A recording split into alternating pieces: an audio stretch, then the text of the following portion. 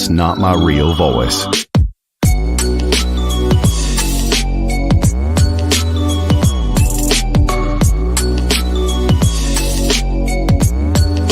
Cigar Hound Dog, DJ from Pick Jimmy, Master Your Ash, John from Cigar Alchemist, EKB from The Vintage Cigar. What you gonna do for it? How you gonna move for it? What you gonna be? And do you believe you can do anything? Thanks for tuning into the big broadcast, the bad broadcast. And now, the New Wave presents the infamous Smoke Show. We are live. What's up, everyone? Great launch. What's going on? Gentlemen. Doctor.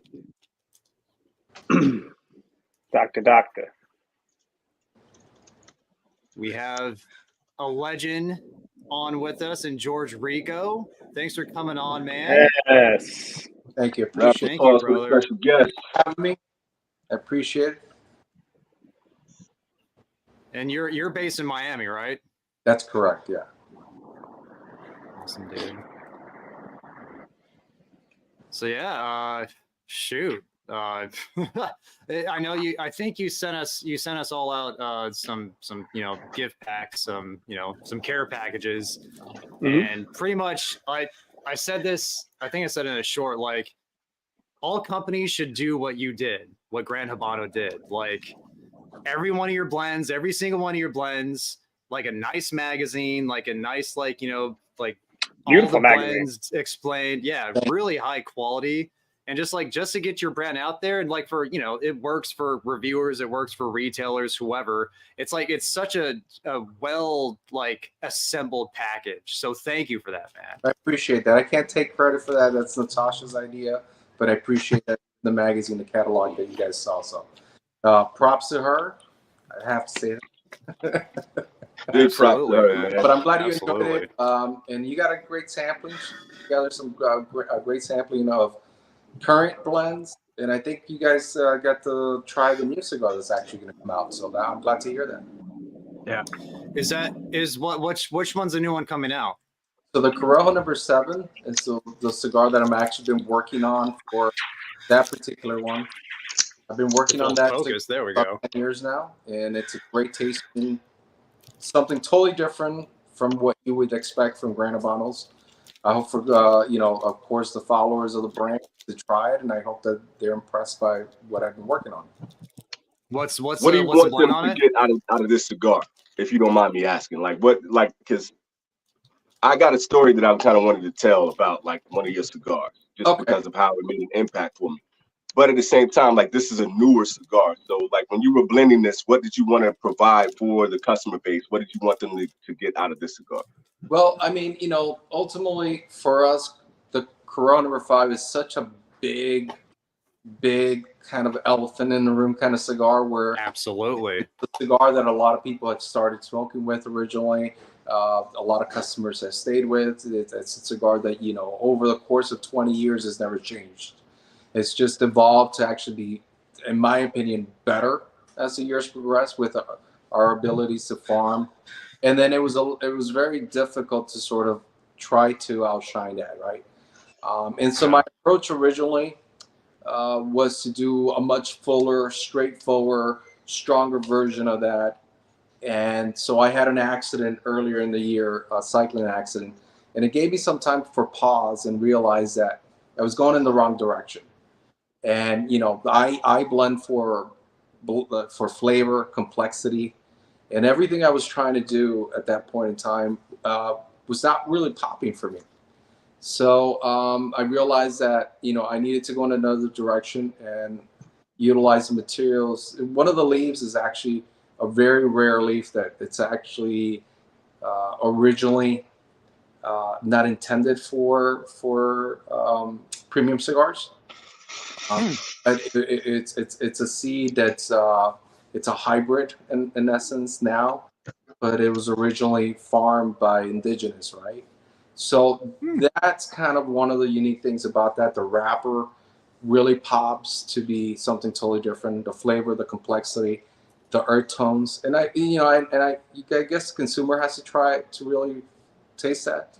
But I wanted to go into a more medium to full body approach with a little bit hints of pepper and spice using this tobacco. So I'm happy to say I know there's not one company that's using this wrapper, and I hope you guys enjoy it.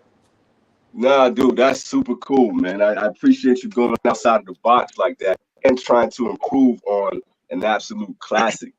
Because that number 5, I didn't know about the brand. I'm just, I was just really getting started. This is before I was doing reviews. This is before I met any of these gentlemen. I'm just in a lounge in Fresno, California, and I pick up the number 5 and I smoke it, and I was like, what is this?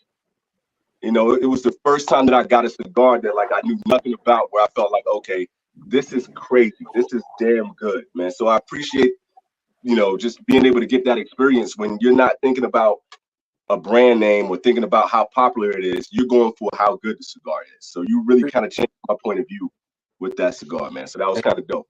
Thank you. I mean, that's kind of one of the things with our brand that's, it's I guess we've been around so long. We've gone through the cycles, and people come back to the line and they realize that, we've been giving that particular cigar, that love and attention every year, that it's getting better and better and better. And I guess people are now seeing it more than ever.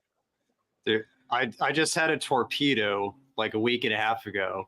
I'm like, I see that cigar. It's like you said, it's been around for forever. The number 5, and because it's been around for forever, it's just something that like, the blame's on me because it's been such a long time since I've smoked it.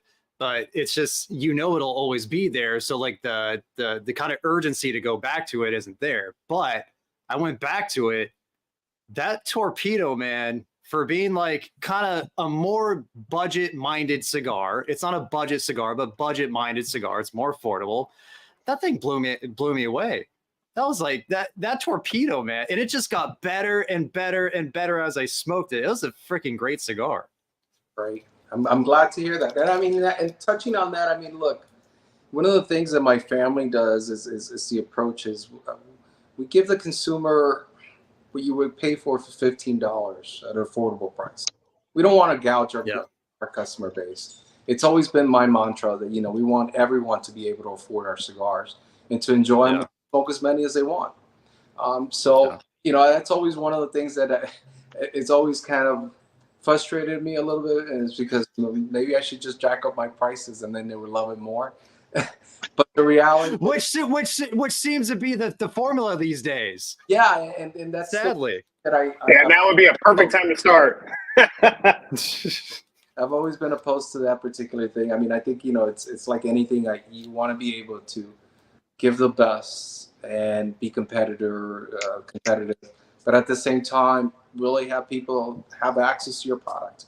And that's kind of been one of the things that I've always focused on. Yeah. Totally. In that same vein, though, so now like having that mentality and appreciation for your customer base, somebody like myself, like Matt, like all of us actually that are doing reviews, do you see the feedback now? Like when people just randomly are talking about your cigar, like, yo, dude, if you want a cigar for a price, this Corojo number 5 is money. Like you need to get that. Have you seen that? Have you felt that in the business? Over the years, I've experienced it, but more than ever, I think the last like 4 or 5 years, I think people are really kind of revisiting more my brand and realizing that all the projects that I've been doing over the years have led to this and that and this and that. But then you come back and try some of the stuff that it's been mainstay for us, and it's kind of like. For me, the way I look at it is kind of like, I don't know, it's a classic blend with a really unique flavor, something totally different from my company that I don't think anybody's ever, I've seen other people have an approach to my blend.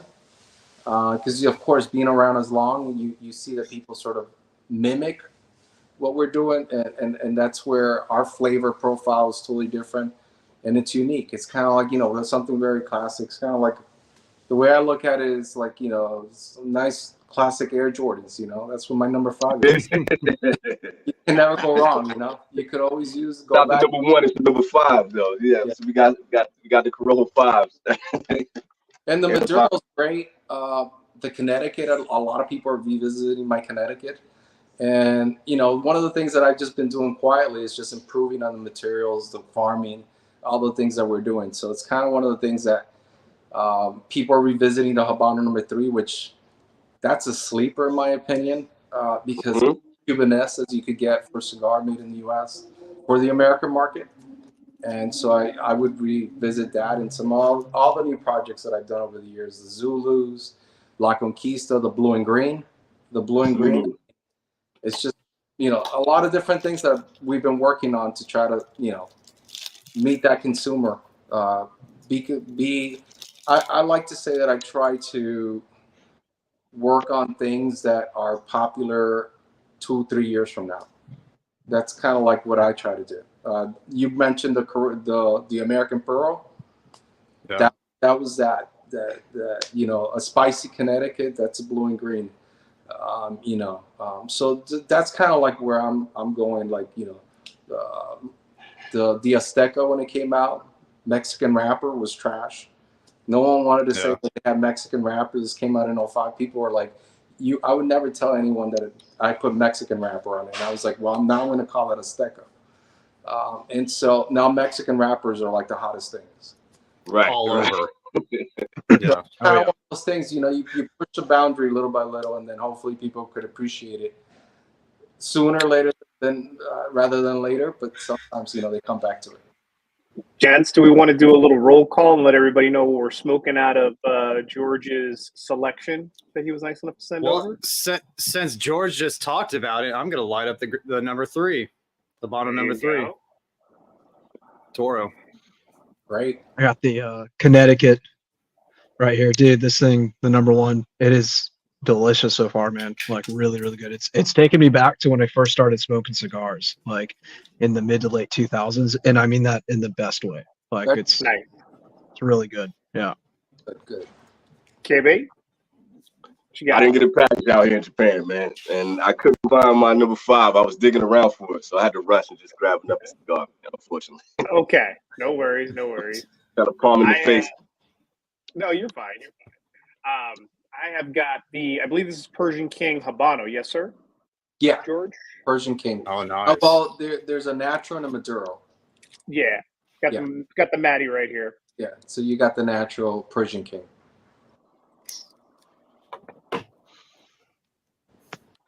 So that Persian is actually a throwback to a lot of people don't realize that back in 2006, I came out with a product called the Tres Siglos.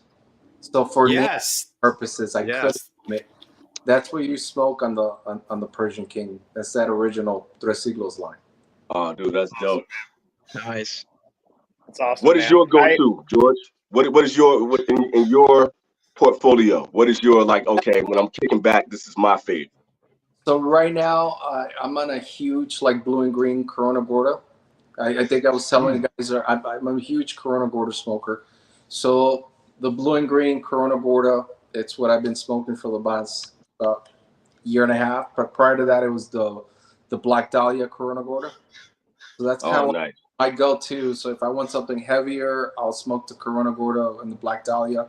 If not, I'll go to the blue and green, which I smoke more than anything because it's just a lighter cigar, has a little bit of spice and pepper, it's got balance, but it's something that I could smoke more than twice a day, twice in one day. I mean, so that's.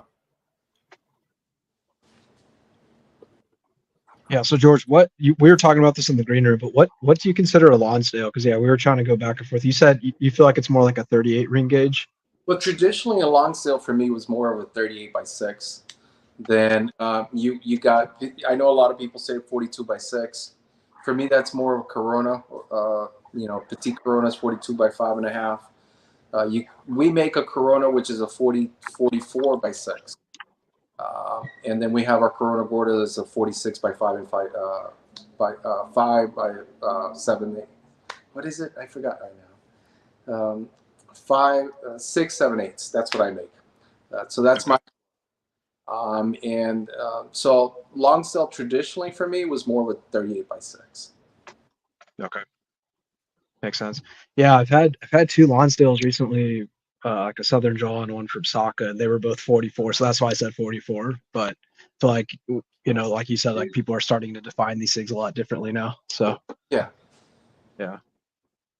For the most part, I mean, it's kind of like when I came out with a 6x60 back in 2003. There was no name for it. Now it's called a Gordo. But yeah.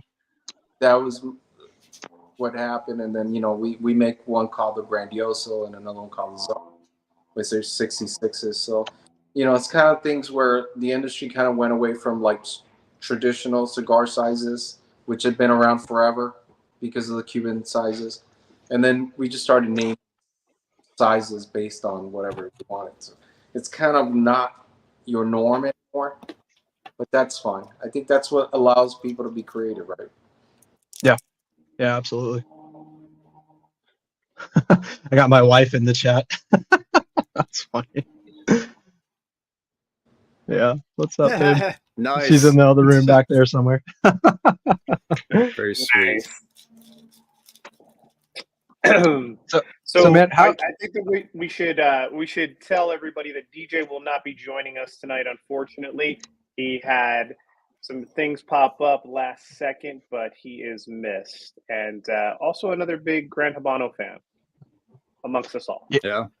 Yeah, and he'll he said he's gonna talk about some things later. He has a video coming out, so don't worry about him. Just kind of he's good. Okay. Give you guys an update. Yeah, he's not banned, so he'll give an update soon. His comment section does work. Feel free to drop him a comment. Yeah. There you go. So George, how did you get into cigars, man? Like what's your backstory? Like what kind of made you just fall in love with the hobby? Well, originally I grew up with tobacco. My family actually farmed tobacco in Colombia. I mean, when we came to the U.S. in the early 90s, and it was around the time the cigar boom started, and so my dad started bringing in tobacco from Colombia. That was kind of one of our things, and then we opened up our factory in the mid 90s in Honduras. And then were you one of the first factories out there? Come again? Were you one of the first factories out there? So no, we were actually at the time that we opened up the factory. It was UST was there, Puros Indios. A lot of people don't know, but Padron was there because this was like right after the war. A lot of the Oliva was there. A lot of these guys eventually moved back to Nicaragua. So we were actually a very, very tiny little factory, what people in Spanish call chinchales. And it was just 10 pairs at the time, and then Peter. Yeah, we built our factory in the close to the late 90s, and then we started farming in Nicaragua. But so I've been in the business since my teens. Kind of just grew up around it, and then just growing in Colombia with the farming and the whole process. I grew up in a cattle ranch area, so it was kind of more that lifestyle. And then when I came to the U.S., just grew up as a regular kid here, and then just kind of the cigar boom happened, right? So early 2000s, I came on board to make the brand. It's kind of been since then, just working on cigars. Fell in love with entire life. Yeah, I mean, look, I have a passion for it. For I guess being around as long as I have been, it's my 27th year in the industry. Even as a teenager, it's just kind of one of those things where it just once it gets you, you can't let it go. It's just a passion. It's in your DNA. Yeah. Yeah, it just becomes you, and you become it, and it's just kind of. But I would rather be doing this than anything else. So I love it. Yeah, because most people we have on as guests, like they're not in this from the get-go like you've been. So like as far as like as far as like their first favorite cigar and everything like that, even if they're a brand owner, like they'll have something. But you, it's like it's probably everything that your family's made, you know? Essentially, yeah. I mean, look, overall, it's kind of, I've had so many years, I've had so many mentors from the older generation. So I'm kind of like that guy that bridges between the older generation to the mid 2000s, where like everyone, it was ultra boutique, and there was so many people that came on board, and then I was a little bit part of that, and then my brand is more mainstay, and then launch into what we are now. So I'm kind of like that connection between the old guard and the new generation, which I'm stuck in just, but I'm still in my early 40s, right? So that's awesome, man. Nice. So what do you see? What do you see taking the brand now? Like if you it's like you've seen everything evolve. There's a part of you that has a level of traditionalism with cigars and kind of keeping, you know, the story history. But at the same time, now you're competing with so many of these guys doing New World and cats trying to, you know, make it more fashionable. You mentioned the boutique. How are you going to take all of those elements and, you know, move your brand forward for the future? What's the game plan with that? Well, that's a good question. I mean, look, for us, the main focus for me is always to stay as traditional as possible with a twist, right? Pushing the envelope on what I could do with tobacco and the blends that I could produce. Because I mean, even with me blending with my own tobacco, I've realized that there's just at one point there's a limit to being innovative. So one of the things I branched out last year was working with other cigar factories to sort of blend at their factory, let them make a cigar for me. I went to Dominican and I did the El Enemigo at the Tabacon factory, where it's part of the Davidoff conglomerate. So I was able to blend something of my own there that's made by them. So, you know, the consumer kind of gets a George Rico blend made by a real famous manufacturer. And for me, you know, the future is just continuing to carry the flag, continuing to be as innovative as possible, but we're going more into cigars have become more of a global brand. It's no longer the American market. I think the exit of Cubans from Europe has opened the Europeans' eyes and mouths to realize that we have much better cigars, we have much better product, and you know they call them New World, but it's weird because we're old world. Yeah. But Cuban cigars Right. are Old World. Dominican, Right. and Nicaraguans are New World, which is fine. I find it odd, but overall, the Asian market is really expanding. So I mean, overall, it's getting to be where the brands that have been around are expanding, and the consumers are starting to realize what brands they really like and what products that we're making in Central America are what people really kind of want. Yeah. Speaking of the Asian market, I got one favor to ask you, George. If you do come out with the Zodiac ever, just please don't charge us $70 for it. Or just don't come out with a Zodiac. You know, it's funny that you say that because I've had a project. I just never had a distributor for China, and it's always been so difficult because with the Chinese market, it's more closed. To do a Chinese version of a brand for the Chinese market, but it's getting to the point where there's a lot of them out there, huh? And you got an ambassador in Japan, man. If you ever want to utilize an ambassador in Japan, feel free. Right there. Yeah. You know, it's kind of interesting how the European consumer, is gobbling up our products. That is actually affecting us in some way because that product is leaving more to Europe, but then also the Chinese. A lot of people don't realize the Chinese are actually coming and buying tobacco leaf from Dominican, from Honduras, from Nicaragua. There's actually a deficit of tobaccos that are leaving to Asia, to other parts, and so we're getting a little bit of a crunch. People don't realize how much less tobacco there is out there actually for the overall global market. And now supply is getting affected because they're buying so much tobacco leaf out of Central America. Are they using it to roll like Chinese brand cigars in China? Okay, like Great Wall or whatever. Yeah. So there's two main giant factories in China that I'm aware of, and it's all government owned or subsidized or however it is, and they produce. Yeah. Actually, their facilities and their factories are much bigger than anything we have in Central America. I mean, their volume smoking is so much bigger. Their cost to have their own brands, but so they're utilizing our materials to make their own brands, even though they do farm tobacco for cigars in China now.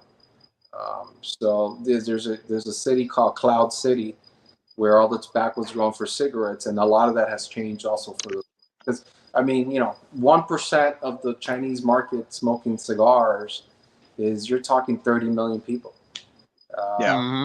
Compared to us, I think we're probably the smoking about 30 million people in the U.S. I don't even think we get to that. That's 3 million. So. Yeah. Have you tried like a Chinese cigar, like a Chinese tobacco cigar? I have tried one years ago but this was a long time ago. This is the first year the Great Wall came to the U.S. And I tried. That was the only time I've ever tried it. It was totally different. But of course, like anything, they've evolved. There's a lot of people that have trained them, people that have gone to teach them how to make cigars as well. So it's an evolving market. Well, would you consider? So sorry. What would you consider using Chinese tobacco in your product? Because you use some pretty exotic tobaccos, Peruvian. I see Colombian. You experiment, like you said. But would that interest you? My goal is, I know I was just part of an interview last year or this year, I think it was, for Cigar Lovers magazine, and one of my answers was, I know for the longest time I never was a big fan of Dominican tobacco for me personally. I thought being farming in Nicaragua, being in Honduras, having access to Colombian tobacco, Peruvian tobacco, some of the Brazilian tobacco, Panamanian, Costa Rican, all that, and even Mexican, I never was a big fan of the flavors of Dominicans. But then, I worked on this project with the El Enemigo, and it made me realize, and my answer to that question was, there's no such bad tobacco. There's just bad farmers and people that cure it wrong, right? Process. And I didn't have access to probably great quality tobacco at the time. That was my prejudice towards the Dominican tobacco. So to your point is, I would try their tobacco. If it was good, if it's flavorful, if it's something that could contribute to one of my projects, I would definitely do it. Yeah. Because I see brands like Principal using Zimbabwean. Like, is it particularly like good by itself? Probably not, but does it add like a certain unique element to a blend? For sure. Like, it's distinct, Yeah, I mean, I think that's where it comes down to blending capabilities. I mean, and how but a lot of people don't realize that just making a cigar and choosing the components, it's not just that. There's a lot of other things that go into making a cigar. I mean, there's tobacco placement. Just because of the fact that you have Nicaraguan viso that goes next to a Costa Rican Ligero, they might not interact well put like a Habano Ligero and then put a viso and then put them. Just the placement of the tobacco just changes the blend entirely. Then you have the actual tobacco that you're blending with. You have the shape. You have so many different variables that anything could add to a blend. It's just you have to know where it's got to go. That's really and also, and it's like it could be completely different 6 months down the line. It's like it's so time consuming in that regard too. Yeah, I mean, it's kind of very difficult because, but you know what? No, as a cigar maker though, you kind of do know when you're striking on something. Because when you're making a cigar and you're blending, when something's not going to go any further. And I mean, you got that 1 inch and you're like, no. And you don't have to go much further. Once in a while, you will be surprised by something that evolves later on. Because, I mean, I do that. I'll make a blend and I'll I'll keep it. If it was worth keeping, I'll keep it for like 6 months to a year, and then I'll go back to it. And sometimes you'll be surprised, but it's not where you want it. You wanted it to be up front as opposed to, you know, for it to evolve, not age wise, where the humidity leaves the cigar, and that's a difficult part. Have you had a blend come out like a full release, like its own line that was like that where you tried it initially and you're kind of but then you had it later on 6 months to a year and like, oh, this is something here? Well, you know, it's kind of one of those things where I would have to say, maybe if I had to say a project that took me over 10 years to make was the American Puro. So, oh man. So, you know, no, that's the thing. I mean, I don't come out with a lot of projects right away. I mean, I could, you know, do a lot of limited releases all the time because I do work on a lot of projects constantly. But I'm always kind of branching out into like going in a direction where you find something that's like, okay, I could go in that direction later. But for the most part, the American Puro was probably that cigar where I would blend it, I would smoke it, the American Puro, and then I would smoke it and then come back for a year later, not like it, and then like 2 years later, come back to it and realize that, okay, that was good, and what did I need to do? And then, so it evolved over a period of a long time for me. And it was just because I always wanted to use pipe tobacco originally, which that's what it was. I mean, you know, Dark Fire Cure, Kentucky Dark Fire is a pipe tobacco that was used. And, you know, I wanted to go in that direction, but it just, I always felt that it was overwhelming. And so, changing components. That's the one fire cured cigar that I thought wasn't overwhelming. Like, and you know, at the times, like there was, I think KFC came out that year. The whatever, that's like, blah. Like the American Puro is just, it was so balanced for what it was, in my opinion. Yeah, KFC is like licking the grill grate. But in all fairness, it took the market in a direction that the consumer was not expecting, right? For the most part, you know, it's kind of interesting because since 2005 to now, the consumer was very used to drinking, you know, like I'm not gonna say, but like light beers, right? And then you had these, like my Corojo No. 5 was a very strong cigar when it first came out, and that was like really strong. Then you had the KFC. I mean, I think the Liga came out after that. Then you had the Double Ligero by Lido. So you had a lot of double IPAs. So things evolved, and I think the progression of the Liga was a progression of what all these other projects that came out prior, and so the consumer was actually demanding and wanting that. And so I've always kind of even keeled, always like, no, I am going to do medium body, medium plus, maybe full flavor. And if I could go up to full body a little bit, I'll do it, but I'm going to stay here.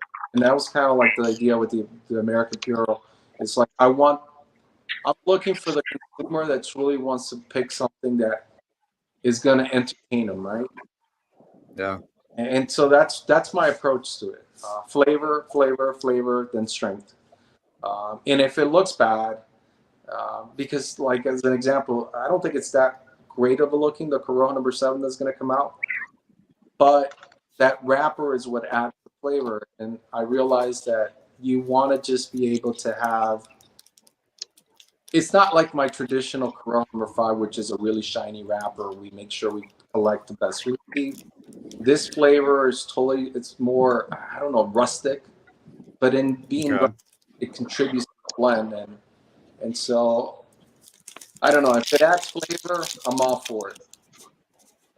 What's the wrapper on the No. 7? Or a wrapper that you're looking to use in the near future, something that you want to use coming up, or something you have an ambition, like, I haven't used this yet. I want to get this in one of my blends.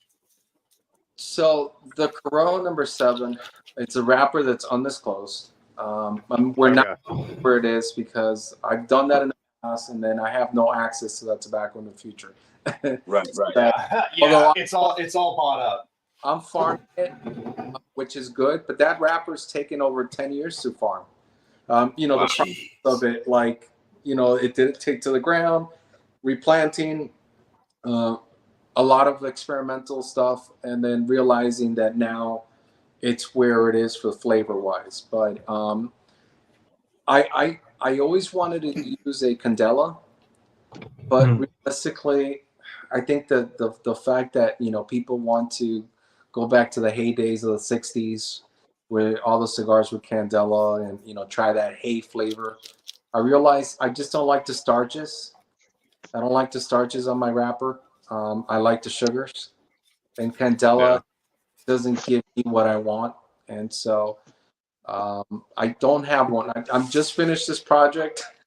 I don't want to start up another one right now. But I will start something new.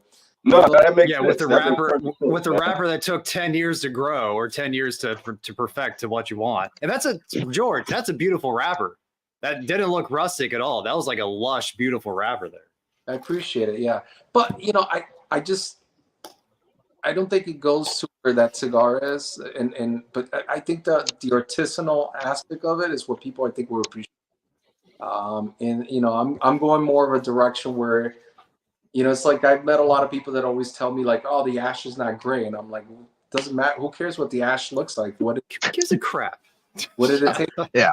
Well, as long as it's firm, you know, there is things that I look in the ash, which is the construction of the ash, if it's not breaking, if it's not flaking, because that gives you a manufacturing aspect to it, right? If the ash is strong and holds tight, and it draws well, then that means the cigar was manufactured correctly. And those are the details that you got to look at. But the aesthetics, I don't care. I don't care. Yeah. It's just about flavor. Flavor is paramount. Flavor is paramount. Yeah. Talking our language, man. Dude, I'm bummed out because I had such a good stack of ash on this thing, and then I just jerked it off. But that was weird to say. Anyways. The burn line, man, on this, the construction's been just perfect, dude. This is so What'd you do to that? Yeah, I know. I'm tired, man. You know. Yo. I meant like, you know, anyways. Yeah, no, I'm gonna stop there. Well, I'm gonna stop. I'm not gonna dig myself into a further hole on that one. Yeah. Some of my brain cells went out with my tooth, so you know. No diddy, John. No diddy. All right. Oh man, moving right along. Let's see this Habano, this number 3 is great, man. It's been years and years since I've smoked it. It's such a perfect like medium plus, like, you know, just caramelly sweetness. Just it's right up my alley. This is very good, and this is once again another budget-minded cigar. Yeah, so's the king, you know, and this is fantastic as well. Yeah, I mean, one of the notes that I try to look for, that you could find in my cigars, I do like a little bit of citrus. So you'll always find a tad bit of citrus on it, and it's just one of the components that I use in a lot of my blends.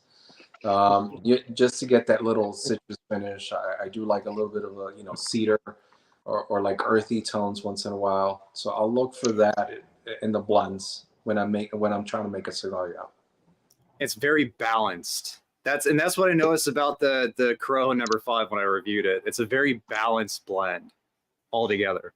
And really, like, I'd say because the El Enemigo, same with the 20th anniversary, balance is something that you do very, very well. Like not one note like pops way above the other notes. It's just very like a well packaged flavor profile altogether. Yeah, I mean, I try to find subtleties in the blends, right? You know, so it's like you want to be able to smoke the cigar, and then here comes a little hint of like vanilla or, you know, coffee or dry fruit. You know, I'm not saying that those are the tones that you'll find in my cigars, but I'm just using them as examples of like, you know, just that light flavor that you gets to it. And I do like that. I mean, I do like a little bit of like white pepper, you know, especially in the retro. I like that for it to pop a little bit. So I'll look for that in my blends. But dry fruits, I do, citrus, and the sweetness, I do like that a lot. But then you want to stay with you want to balance it out with some of the earth tone flavors like cedar and You know, what people kind of describe as leather. I mean, I know no one chews leather, but it's sort of those flavors that balance the blend out, right? So yeah, it's like a binding agent flavor right there, leather. Yeah, but yeah, just every cigar that I've had of yours recently and in the past, I've never experienced like a pepper bomb, which I really appreciate, because I have a very weak nose when it comes to pepper spice, and I love to retrohale. So I really appreciate about that about your blends. well, I'm interested to find out what you think about the Corona number 7 when you smoke that later. Let me know what you think about it. I did try to go after a little bit more pepper on that. Okay. Nice. But it was because it's something that you normally don't find in my blends. And so, of course, like everything, you want to go into a different direction, you know, because I can't also expect my customer to smoke the same cigar every single time. And every cigar that I make is totally different. But there is, of course, something that holds it down to what I make, and, you know, of course, that signature that you want, right? But that being said, I think this is a little bit more outside of the line from what I'm even comfortable of bringing out. Okay. We were talking I was gonna smoke. Sorry about that, man. I didn't mean to step on you. I was gonna say I was gonna smoke that tonight, but I'm gonna save it for review. Just with it being new and with it being, you know, LE, you know. Yeah, and that's gonna come out in August, but I might release it earlier. Reason why is, you know, we're not having a trade show this year. It's moved to, so, you know, we wanted to part. I might switch one of my. We're gonna do a sampler that does. So I'm reblending all of my blends for this leather pack. It's a remix. I call it the remix sampler. So like the blue and green is going to be remixed. The Black Dahlia, the Corona number 5 is going to be remixed. So alternative versions of what ifs, right? But that's supposed to come out earlier. And so I'm thinking of bringing the Corona number 5, number 7 out than August. Nice. It's awesome. We were talking to Sanj a few weeks back about, like, you know, having diversity in your portfolio. Just, you know, not all of your cigars are going to taste the same. And also, like, consistency is, you know, like with flavor, those are probably the most key components. Like, you want to be able, when you grab, you know, a cigar, you want to be able to, like, hey, I know I can smoke this. I know it's going to taste good. And you seem to have that part of your philosophy. But what are you doing as far as, like, the rollers and having the quality control in there? Because that seems to matter to you as well. Like, how do you go about keeping your cigars smoking the way they should with a nice draw and the whole nine? Well, I mean, you know, one of the things that we have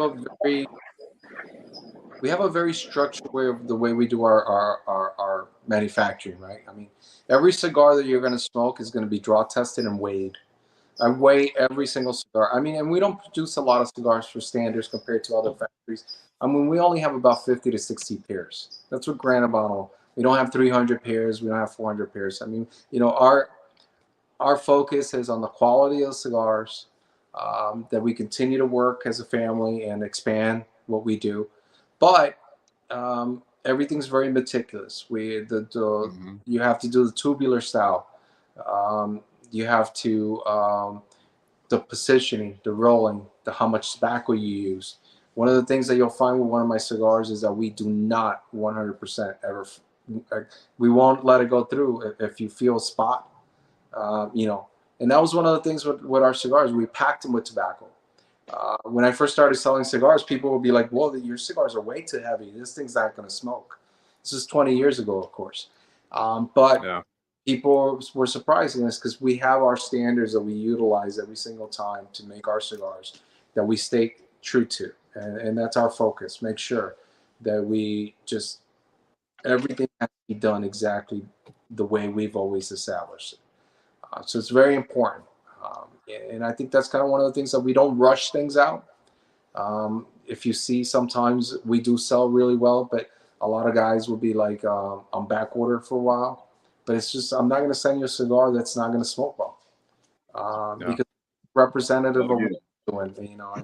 And that's kind of what's let us survive all these years, in essence, as a brand, when everything in the market has changed and evolved. And it's just, and not survive. I mean, we thrived, but it's because we've been doing things the right way, in my opinion. Everyone's different, but that's the way I feel about it. So what's the big benefit to doing tubular or estrujado versus the folds? So do y'all only do tubular on all your cigars? Yeah. So there's the three ways. There's the fold, which just basically is kind of like a book. That's like the worst because it just traps air. You could get pockets where like airflow, it's not, you don't want that. Then you have estrujado, which is basically kind of like an accordion kind of, which you crunch it up. You still get some draw. It's easier to make. A lot of people utilize that because a pair of rollers can make cigars a lot faster as opposed to the tubular style. But the best way to do it is the tubular style, in my opinion, because of the fact that you have more access to airflow. There's consistency. But I'm not saying that, estrujado is bad either. That one's not as bad. If you in the 90s, towards the end of the cigar boom, everything was being rushed, and that method of the book was the one that became the most popular. You could see it in a cigar where it was just like, it'll be like, you could see an S shape almost. And those are the cigars everybody hated in the late 90s because they never smoked. And so we do our way. We tried different methods. We used to do the estrujado for a period of time, then the tubular. I think we found that it's a little bit more time consuming, but it gets better airflow. Got it. It's all about quality, man. Yeah. All right, fellas, I got to roll, man. I wanted to come on. I wanted to get a chance to meet and talk with you, man. So, thank you for coming on our show. Thank you for actually giving, such good, information to our viewers, man. We appreciate you. And I'm sorry I got to, head out, man. But I'll catch you fellas on the backside. Later, Thanks Gibby. for hopping on, man. Have a good day, bro. Peace. See ya. Yeah. That Nice Corojo note number by 5. Nice note by Mr. Herklock. Shout out to Mike. Yeah, Dude, the I can't wait 20th to review that one. Dude, the 20th is really friggin' good. And once again, using more unique tobaccos, Colombian, Peruvian, you don't see a lot of blenders using that.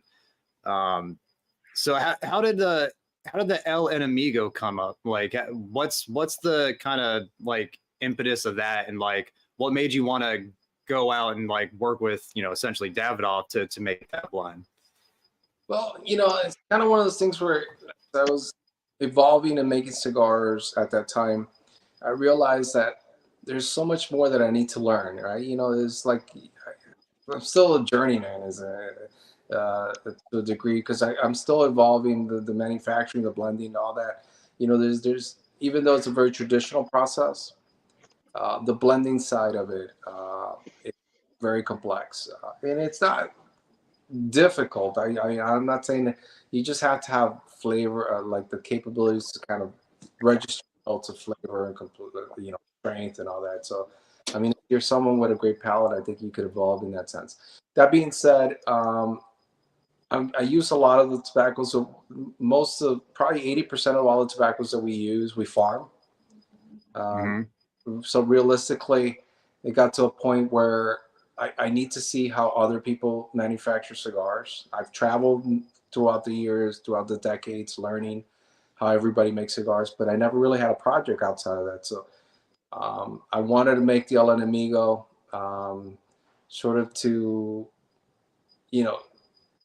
say that, and that's where the name, the enemy, is kind of like you're your own enemy. That was the reason for that, right? It wasn't because I'm sometimes my own worst enemy, because, in order for you to evolve and grow into who you are going to be, you have to have these clashes with yourself. That's the way my approach to that was. And that was with the cigar making side of it. I wanted to work with them. I had an opportunity to work with Davidoff at that point in time, and I took a chance on it. And I thought, utilizing some of their some of their tobaccos from their library, how can you not, right? I mean, and here's the thing. Well, when I smoked that cigar, I'm like, I'm getting hints of Davidoff in this thing, which is, is not a bad thing. But then it's just like, if you cook in another chef's kitchen, you're going to get, some of what they're doing too. And that's kind of like what I wanted. I mean, you know, that tobacco has Colombian in it. Yeah. It has Nicaraguan, Dominican, and it's their Dominican tobacco. So I thought, you know, it's a representation of who I am, right? You know, I use Colombian in my some of my blends. I use Nicaraguan, of course, because we farm, and you know, and using their Dominican, which has a very distinct flavor to it, right? That's that they utilize. I mean, I've always appreciated that hint of that. I don't know. It's kind of a very. It's like a twang. Yeah, it's you can't describe it, man. Yeah, it's really unique. Well, I thought, why not? You know, I guess my point, it goes back to, I think it was like 2002, 2003. I had the Zeno Diademas. It's a 10-pack. It was a 100-year anniversary or something like that. And I tasted that tobacco in there, and I always chased it for the flavor. And I think that's what I try to blend, right? So it was kind of a dream come true, and just that's kind of one of the things how, you know, you learn from people. You learn how they do things. I think they're also, their manufacturing is very meticulous. Is extremely meticulous. I recommend that anybody that gets a chance goes to their factory, because I think maybe it's a little bit over the top, but why not, right? Yeah. But I mean, that's what you have. You know, it's like every chef has their own way of doing things, and I think that I recommend it. I think it was really interesting. What inspired the branding behind it, like the Roman Greek soldiers on that? Like, what are you like a history buff, or is it something that you just like personally love? No, I'm a huge history buff. I love, between one of the two passions that I have is history, military history, and jazz, right? Two passions. Did you side note, have you ever heard of Dan Carlin? Yes. Hardcore history. Yeah. Love that. I mean, it's highly recommended to anybody who's into history. He's got a great podcast, man. It is. Do you like World War II history? I'm sorry? Do you like World War II history? Oh, huge. I mean, that's kind of, actually, as a kid, and still to now, I still kind of research it. I don't know. It's kind of been one of those passions, you know, World War II, World War I. I've always mostly had really unique questions, like what makes someone become a Nazi? And then what makes someone, you know, get in front of a machine gun and run across a trench? You know, those are things that you just like, man, what is your mindset at that point in time? How scary can that be, right? So that's kind of like, I always have questions in regards to things like that. But so the artwork on the El Enemigo is actually a very famous vase that's in a museum in London. And it's actually Hector fighting Achilles. Okay. So that's kind of like, you know, I wanted to tie that in together, where like, wow, you know, it's like, what better enemies than those, right?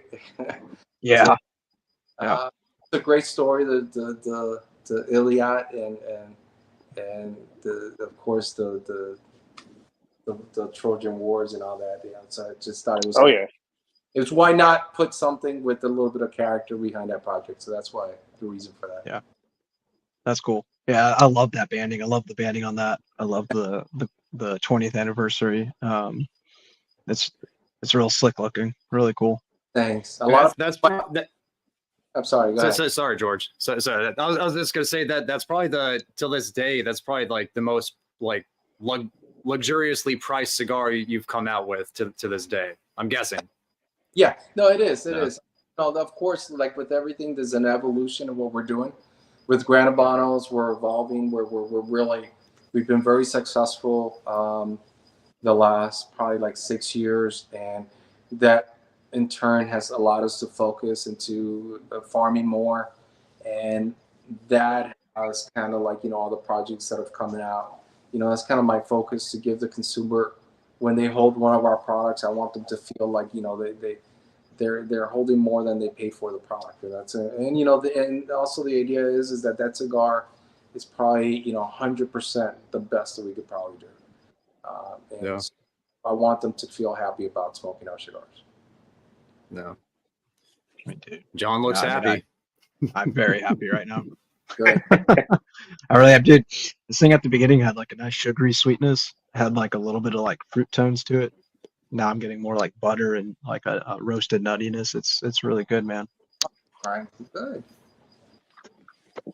What's Are there what's any the blend other? on the Connecticut? Sorry. You're fine. Yeah, I want to Well, hear this first. what's the blend on the Connecticut, George? The blend on our Connecticut, it's Yeah. Nicaraguan for the most part. The Nicaraguan, I think it does have a little bit of Colombian in there. It's so the Colombian that you use, is that from farms that you have in Colombia with your roots there?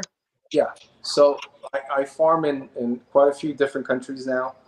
We just started our new project in Honduras. Believe it or not, that's one thing that people don't realize. That we've always been a Honduran cigar factory, but all of our in Nicaragua, right? So started our new project in Honduras, but we farm in Costa Rica, Panama, and Colombia for the last 20-something years.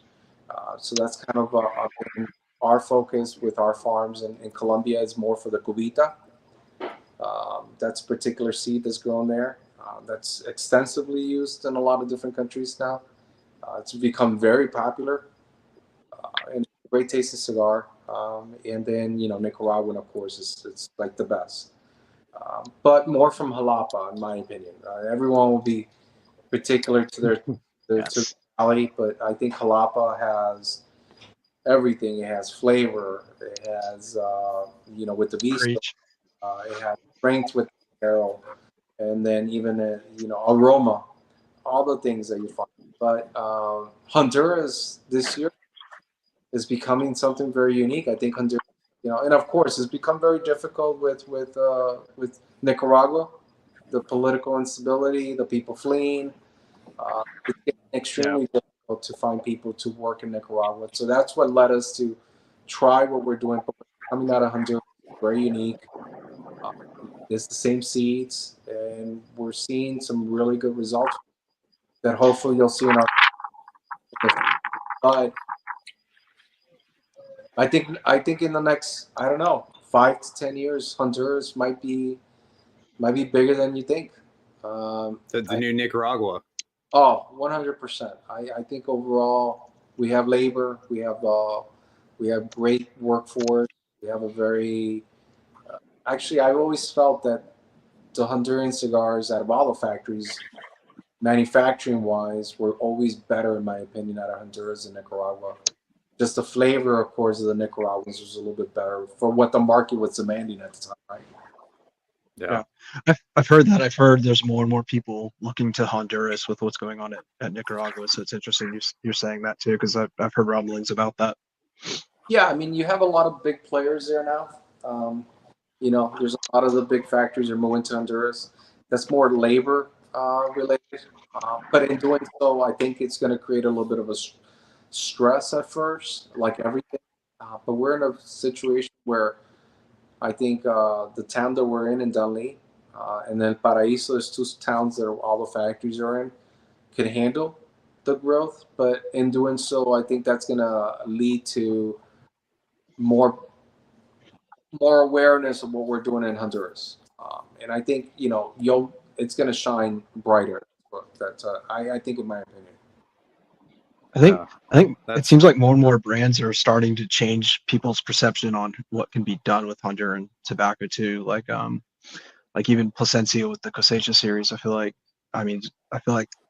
it's just becoming more and more on the map. I haven't had their cigar yet. I heard great things about it. I haven't had it.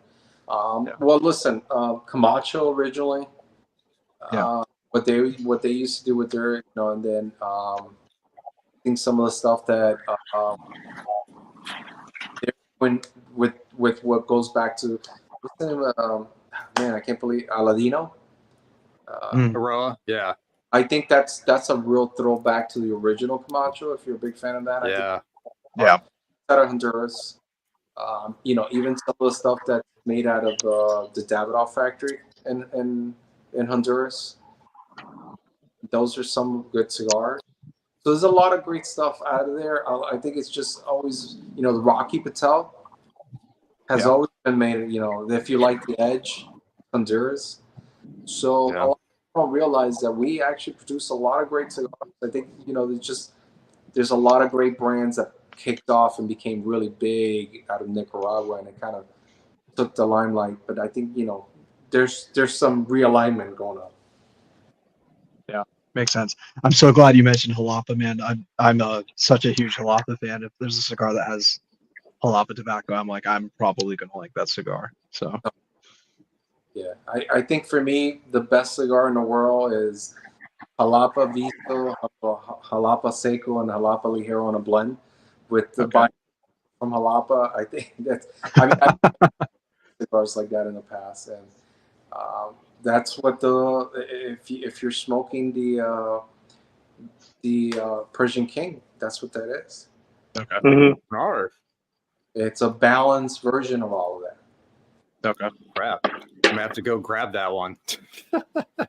Yeah, I'm gonna go review that. So, George, what do you think? What are your personal feelings towards Ometepe tobacco?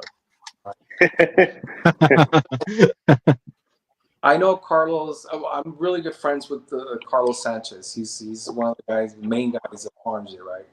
I look up to him. Phenomenal character. I mean, I recommend if you get a chance to this guy, great person, great peoples. And I've tried it. At first, I was very apprehensive about it because it was something that I was not kind of honestly felt that it was balanced. But now I want to use it. Actually, I just spoke to him at the trade show, and I want to use it. And I want to experiment with that because I did try one of his cigars after a while back. And I realized that there's so much more that could be done with that I want to play around with it. But it just adds like another level to what we're working with, right? You know, it's another ratchet for your chest, right? So you could just tool. And so I think that's really good. At the time when I first originally tasted it, I thought it's a little different. But then now I've grown to appreciate it. I think it's a great tobacco. I think it gives a different flavor. Yeah, if you could come out with an Ometepe Puro, Matt would love it. So it's his favorite tobacco of all time. No. There's been some cigars that have like been very Ometepe heavy that I don't like. For my palate with those particular blends, they're just too minerally. Just like the volcanic soil, just get too much of that. But I have had a number of blends that have Ometepe in it where I've really enjoyed them. And I could pinpoint the Ometepe and like, but wait, it works in this blend. It is possible. Right. It is possible. Yeah, I haven't had that yet because the ones that I have had very Ometepe straightforward. And I thought it's overwhelming. Kind of like the same thing that the dilemma with the dark fire. And so that's what that's why I would like to make my own approach and see how I could balance that. Because one thing you're great at is balance. If there's anybody who could do it, it could be you. Well, you know, let me work on something, and let me see if I can have access. Now it's just become really hard to get. It's really, really, really hard to get. Like everything, I mean, you know, there's a huge demand for certain tobaccos, and I don't know how much access I have for it. And one of the things I don't like to do is I don't like to do limited releases, like one-offs, because it's just kind of like I mean, you know, what if you really like it? When can I get it in the future? If you can, it's gone. Which I think it's something another thing that we really appreciate Gran Habano as a whole is like, you don't do that. Like everything that we have of yours, we can still obtain. You know, that's you know, still being produced. You don't do Year of the Dragon stuff. You don't do whatever, you know, special occasion. Like I'm assuming even though you have the 20th anniversary, that's going to be an ongoing line, correct? Yeah. I mean, you know, we're probably, I'm going to continue to do the 20th every year, probably until we reach the 25th. That's kind of like those are good goals, good markers in the history of the brand. But it's probably going to continue to be the same cigar. Just I might tweak it a little bit, right? Like I'm already thinking things that I should have done differently for that cigar. But you know, I'll work on those for like the 25th. But for the most part, you know, everything's like my baby, right? You don't want to kill it. And every project at the end of the day means that you have to say goodbye to someone, because much of my brand that someone could afford to have in their humidor, and you know, and I respect that, because you know, retailers have to sell cigars, and you know, I would love to meet the one that carries everything Gran Habano. We don't have to kill any babies, but realistically, for the most part, if I make a brand, something has to go. And so that's why I'm kind of apprehensive. I don't know if you noticed, my releases are very like every 2-3 years. People in my office get upset because they want me to release something every year for the trade show. But I'm like, it's like, you know, it's like, but I want people to try my new stuff, but I also don't want to force it just because I want to cash in on something, right? It's not my approach. Yeah. No, and you know your current bandwidth, you know what you're capable of doing, and you know, expansion in mind, I'm sure, to some degree, but also it's like you want to keep what you have going at the current capacity because it's working. It's obviously working. You've been doing it for so long, you know? Yeah, and you could get better at it. I mean, and you know, really what it comes down to is just getting better with the tobacco. I mean, okay, so there's a limitation to what, but I think, you know, for us, it's kind of aging the tobacco, curing it, storing it, and utilizing it when it's ready to be, right? So that's kind of like the goal behind everything. And so just staying focused to what we do. What we do better every single time. You know, there's more that you could improve on. What can we do? No. I'm coming towards the final third of this Habano number 3. I may have to get more. I'm not just saying this because you're on.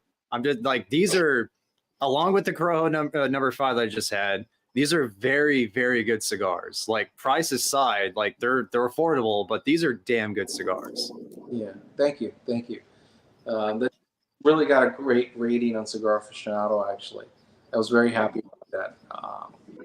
So it was good, and you know, it's kind of one of those things. People, that's a great everyday cigar that you could really enjoy. And that's one of the, you know, people have told me like reblended, and I'm like, it's good. You just got to give it a chance. It's a beautiful everyday cigar, and like a lot of your cigars are like beautiful everyday cigars because they're so balanced. They don't trash your palate. Like, you can have multiple in one sitting. And it's like, kind of like, you know, you hear people say like you could do that with a Cuban because it's so, you know, delicate on the palate, whatever, you know, I'm on Cubans, but this balance is like a running theme I see with your cigars. And that makes for a great everyday cigar, along with the price, obviously. That's the goal. I mean, overall, you know, you want to be able to, I hate having a cigar that doesn't fill your mouth with flavor, like or some sort of depth to it, right? The texture and the length on the finish. That's a better word. But I also hate a cigar that when you exhale, like it just leaves lingering sour notes or things of that. And so that's try to avoid, right? So that's always actually the biggest battle is like, when I'm doing a blend, is making sure that I give you as much texture on the back top of your palate, but at the same time doesn't leave sour notes. That's there's like I'm smoking the Habano number 3 right now. Like, I just have like syrupy sweetness on my palate in between puffs. It's delicious. Good. Like, going back to Chinchale, I know that Peter gets a lot of heat for not enjoying the warped Chinchale. Peter is the Cigar Collective. He's in the chat right now, and also another YouTuber. And like, we all generally like the Chinchale around here. Yeah, kind of. Well, he's more Instagram, right? But yeah, good call. Shout out Pete. But one of the things about like this Black Dahlia, and I think that my review will probably come out on this in another couple of weeks, because this was one that some of the members at my local lounge turned me on to a couple of years ago. I didn't know of its existence. to be 100% honest. So I had one that I recently smoked that had almost 2 years of age on it. And one of the things that I really like about this, and I'm tasting it on the initial lighting of this, is unlike the Chinchale, the florality on this off the first third comes in, you can taste it, you register it with some of the citrus and the nuttiness, then it goes. Whereas like with the Chinchale, and I think that Peter and I, we spoke about another cigar that's kind of like this, the florality on some of them, they linger on your palate to where it almost kind of feels like you just ate a plant, you know, or you just ate some flowers. Vegetal, yeah. Very vegetal, right? Yeah, no, I guess it all really depends. Like, okay, so like with the tobacco leaf, right? You have starch, you have sugar, and that's kind of like the secret when you're curing tobacco. Like, you know, how you're eliminating some of these starches in order to produce sugars, and it's just maybe the materials that they're using. That's the difficult part. I mean, you know, when you're making cigars and you're blending, the tobaccos are where you're getting them. If you're getting them from multiple sources, that means more variables of really affecting the blend and the consistency overall that a lot of people don't realize, right? Because I mean, you know, we cure in a particular way. We ferment the tobacco in a way. I don't even know what the word is at this point. I use in Spanish all the time.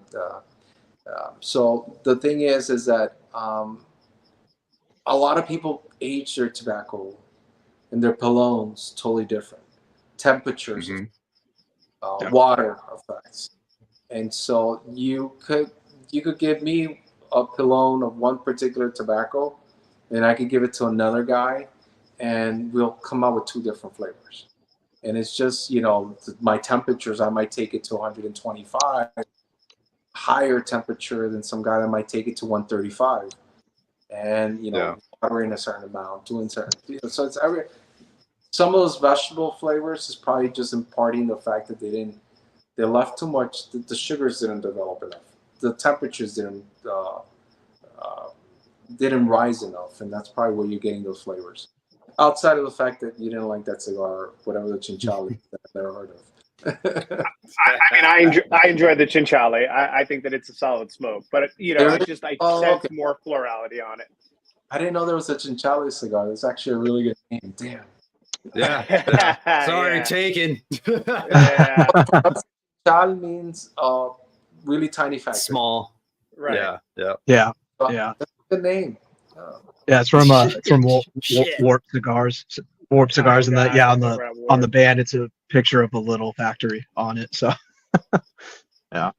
All right. What I'm curious, Colombian tobacco. Could you educate me? Like, what kind of character does it bring to a cigar? Like that type of tobacco. Like, I'm sure you can do different things with it, like you said, depending on the fermentation, how you age it. You know, I'm sure you can do a lot with it. But if there was one kind of character that you could pinpoint on it, what would that be? So it could be a little bit sour, depending on how much you use. Very aromatic. That's definitely something that aroma, complexity. That's kind of one of the things that you'll find from there. Depending on the region that you get it from and the time of year, right? Because there's a lot of this is one of the tobaccos that they could actually farm all year long. So there is two types. That's the one thing that a lot of people don't realize, and I'll tell you. There's two types of Colombian cubita. There's the rainy season cubita, and then there's the regular not rainy season cubita. Which what happens is that when they farm it in the rainy season, it's better as opposed to when they do it in the drier season, because they farm it at a lower region. And so those are more like semi muddy grounds or fields. So it's very very sour, very bitter. And that's the one so people that buy Colombian tobacco, they don't know this. I'm just kind of explaining to people what the two versions of it. So, you know, they're utilizing them for their blends, but they don't understand that there's actually two different growing seasons, but you grow it throughout the whole course of the year, right? It's the one with the rainy season. It's a lot more flavorful, more aroma. Got the caramel sort of citrus aroma to it. But used wrong, could ruin a blend. Give sour, bitter, pungent sort of flavor. So it all depends. It's a great tobacco to blend. I use it as a hint, not as a feature of my blends. The main course, yeah. A little modifier. Yeah. George, Ben had a question for you in the chat. Wanted to know what your thoughts are on top 10 lists and top 25 lists. So just lists in general, like year end. I think, all right, I'll be honest, right? I think they're great for selling cigars. There's some that I do respect. There's a couple of them that, I actually won one this year from Beer. Nice. Yeah, so, the 20th was actually a cigar he picked. Of course, it's my cigar, so I feel like his is more legit than anybody else's. That being said, the truth is that there is some really good ones depending on the parameters. And I liked his parameters. I was actually very surprised that I won, which I've never really won anything in the cigar industry. But I think some of these things are paid to play. And I'm the play guy. I let everything sit on my merits. The reality is, of course, I want to sell 30 million cigars a year if they're done right. And I want to make more money, and, I'm in a business.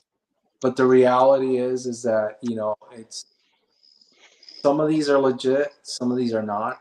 And I'm not going to say anything more than that. It's just, I at the end of the day, is the consumer has to have his own top 10. And those are the top 10 cigars that he likes. And in reality, it should be 5 that he smokes, throughout the course of the day. And I might piss a lot of people off on saying that, but that's just the way I feel about it. But if I win any of those this year, they're legit. Yeah, they're all legit. They're all legit. You get a fine, pass, cigar aficionado. No, they're nice. Ben had a follow-up to that. He said he worked for his dad for 15 years. And how has it been having your dad as an influence? Good questions, Ben. That's a great question. I think, and if you're in the cigar industry, I think you kind of know that my dad and I, we get along and we don't, so the answer to that is working together is difficult. But he's been very influential in the way I've kind of developed myself and understand and the savviness of business and all the things overall. But, and it goes to the original part that I was going to say is working with your family sometimes is a lot harder than working with people that are not family. There is that essential, what's the word? For the lack of a better word, would be, you know each other so well that you familiarity. Yeah, you cross those boundaries that you would not normally do in a professional setting. And you know what buttons to push with your family because you know them so well. Yeah, and so that being the case, sometimes, and then also the fact that overall, it's 2 different generations. My perspective on business and how we should do things is different. But you always got to listen to the elders in essence because they've already been there, done that kind of scenario, right? So working with family is difficult, extremely difficult, and to be successful, you have to kind of learn. It's like a marriage, right? You have to give and take. That's all. Have you had a blender, like another blender in the industry that you've really wanted to work with, just haven't had the chance to yet? Or you so focused on what you want to do with your own tobacco and your farms, that's kind of on the back end? No.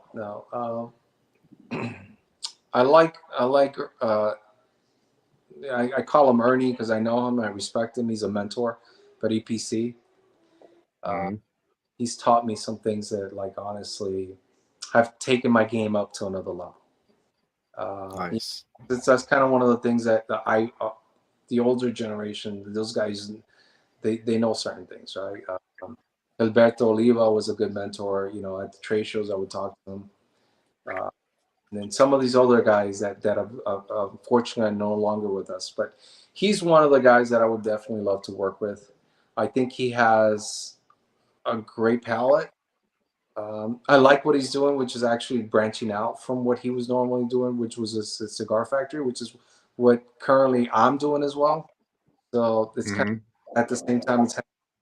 But he's one of the people that I would love to do something with.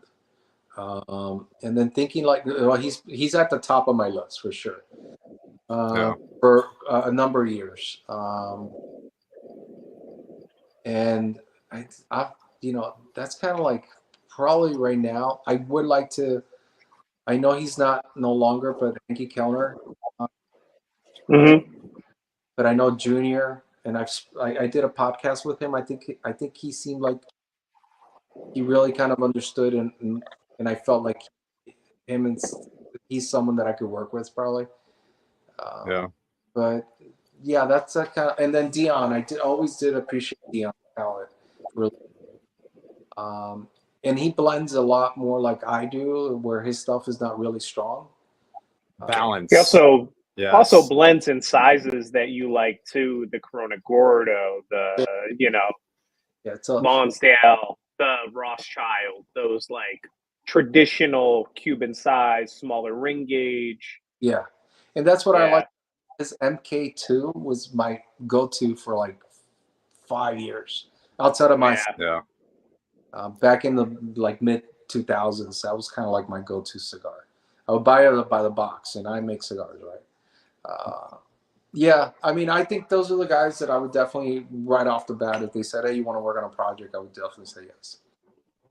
Awesome, man. Do you find yourself like smoking like cigars outside of your portfolio, like other people's cigars, like really like learning from them, I guess, in a way, like as far as like what a profile can do? Do you find yourself doing that, like experimenting with other brands, smoking them? I do when I buy them. I'm not super critical about it, but I do smoke other people's stuff, and I make mental notes of what they're doing and what I like. For the most part, when I buy them, because I don't smoke. If you give me like a 54, 50 ring gauge, I won't smoke it. It's just I find it comfortable for me. But and I make a ton of 6x60s, but it's kind of what I like. So that I smoke is what I buy, and I'll buy that. And if it's something that kind of calls my attention, that's kind of unique. But for the most part, I'm always looking for something interesting. I don't smoke a lot of boutique stuff because I just honestly, unless it's like and I have like my manufacturers, because I know who makes cigars and who doesn't, right? So the reality is there's a lot of guys that have brands that I'm glad and I'm happy for them, but they don't have their own factories, right? Yeah. So the guys that I'll smoke is anybody that has a factory by their stuff. So I'm thinking you're probably not a big Asylum guy. No. The ring gauges. I like Christian, and he does. He's out of Honduras, but I'm just not a big 60, 70 ring gauge. I know he's got like 100, but not to say they're bad. It's just, and there's a customer for everything, right? Like I like trucks, and I wouldn't get into like a small car. It's just I'm a consumer, just like anything else. So. Yeah, it's a time commitment too. Like I don't have the time to smoke a 770. Like, come on. Like I'd much rather smoke like 2 Robustos or 2 Coronas than smoke 1 cigar that size. No, I mean, I get that. I mean, I suffer from attention deficit, everything. So everything. It's for me to sit down. It's like, it's got to really kind of pop. It's got to like entertain, and it's got to be good. And it's got, and I'm not saying that I have the greatest palate in the world, but I know what I like. And so, everyone has their own vision of their cigar, but if it's something that like evolves, right? Like I have like, I should be a politician and like run for, changing the tax code, but I have like this formula. It's called a 333 formula, right? It's just like, what was the name of that guy? Ben Carson. So anyhow, My point is that when I make a cigar, I look at construction in 3 different ways. I look at flavor in 3 different ways. And then the other one is what is the third one? See, I know this. I should know this. This is my, the third one is construction, the way the cigar evolves. That's the 3 parts of how the cigar evolves. So how it lights, how it burns in the middle, and how it ends. So all those interact with how a cigar is made, and I always look at those. So it's like 3. The cigar is burning this way and it's tasting this way because, this is the flavor that you're gonna get out of it. So it all intertwines all the time. What's your favorite flavor profile that you look for out of like the cigars that you go to the most? Well, I mean, it all really kind of depends. What outside of my cigars? Just in general, like, just in terms of like the cigars that appeal to you the most, whether your cigars or other people's, just like what are those flavor notes or that flavor profile that just appeals to you the most? So I like a cigar that has a little bit of a kind of woody, but sweet at the same time. I like that natural sweetness to it. I'm not saying, that it has sweet tip or anything like that. That has a citrus dry. I love that. Like I love citrus, dry fruit, woody, a little bit of spice, and a little bit of chocolate note, and then you got me. And that's what I look for. Okay. Hey, just a heads up, y'all. This storm is moving in on us about an hour sooner than it was supposed to. So if I might have to bounce, which I can't believe this is happening, but I'm on for now. But we're starting to get some crazy weather up here, so you're all good. All good. Are we going the guests? Are we doing an hour and a half, or is George is he able to stay on for however long?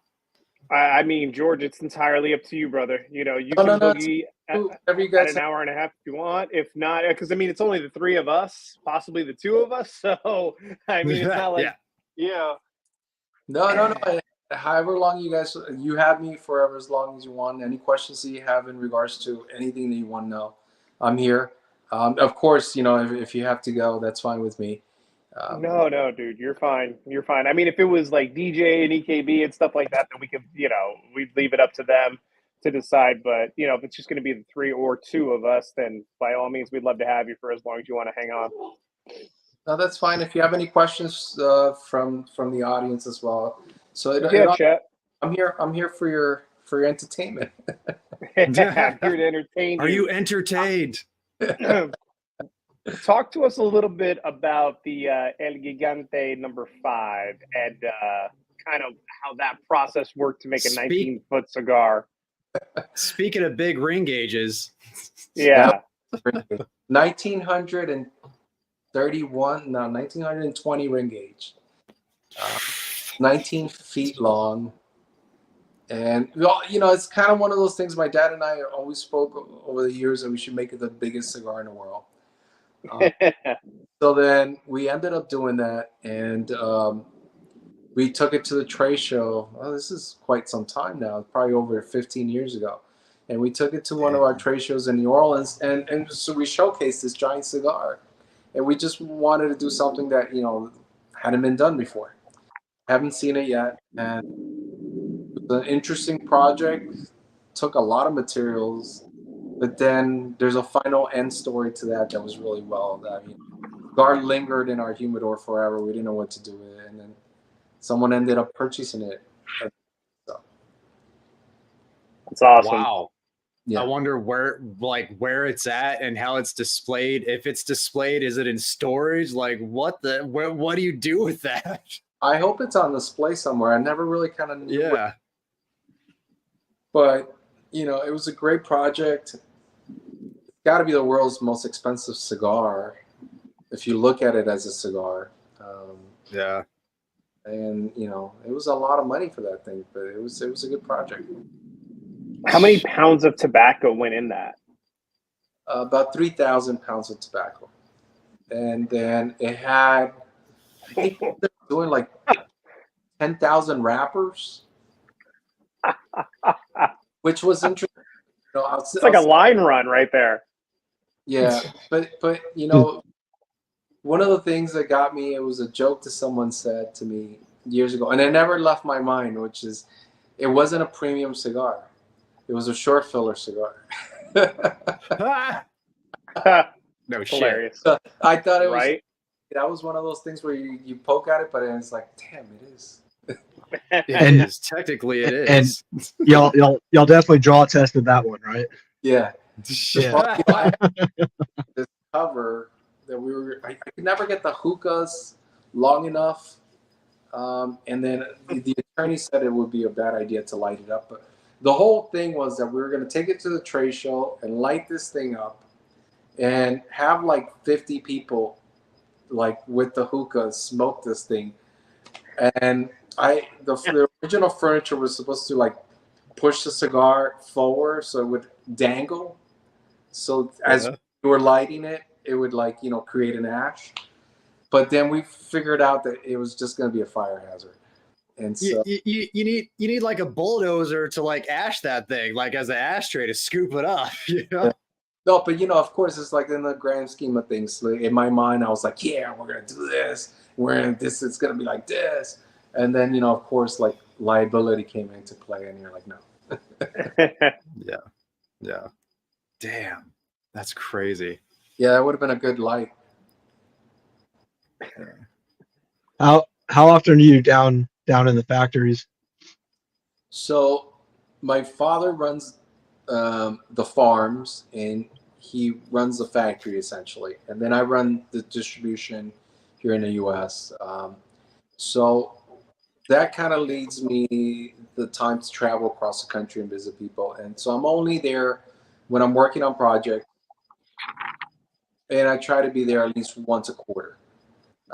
You know, just to kind of the future projects, production, kind of that. I like going there, but with the new change of the airport, they made it a little bit farther north. I kind of hate it, so I actually fly into Nicaragua and then drive into Honduras. So, I like Nicaraguan food a lot, so I'll stop and eat gallo pinto and stuff. And so once a quarter, it's minimum when I'm there. This year I haven't gone so far because I had my bicycle accident, so it's kind of one of those things. That was some scary lightning, by the way.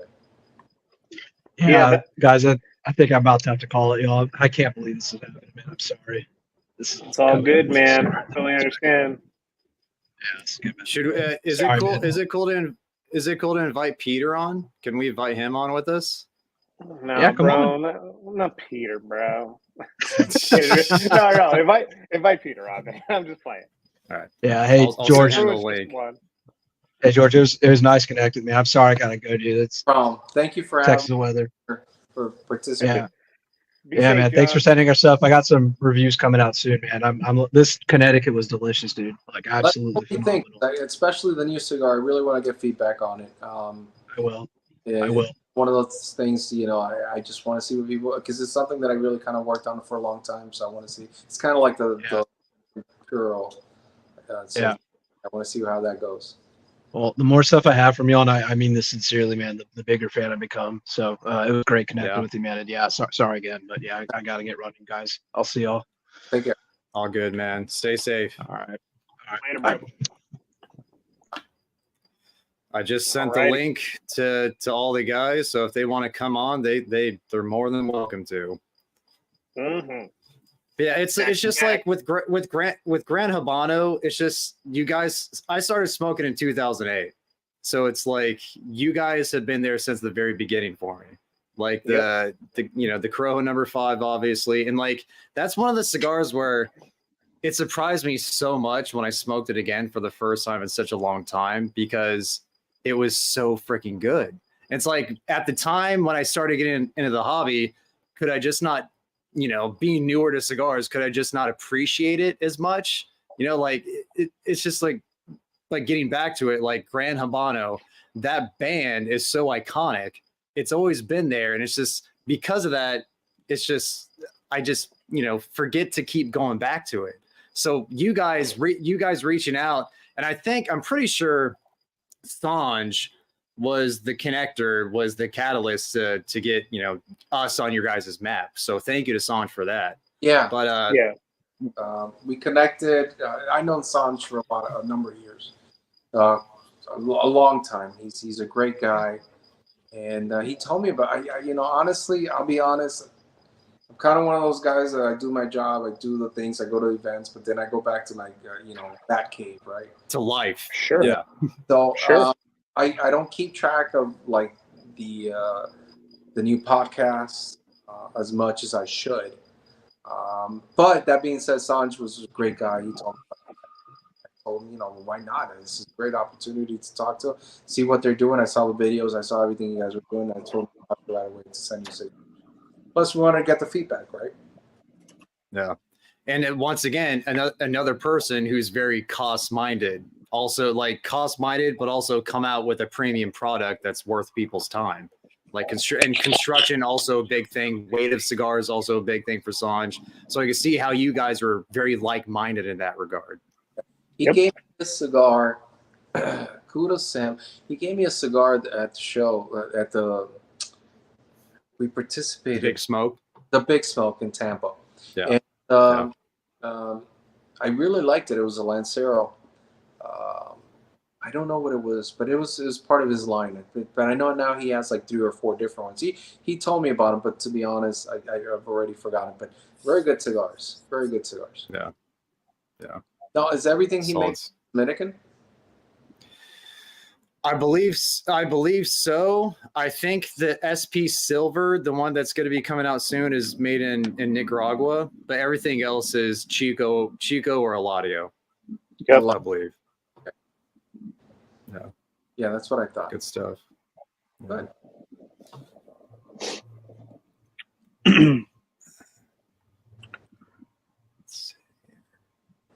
Yeah, Peter, he touched on the question, factories or blenders you'd like to work with. You already answered that. Yep. Yeah.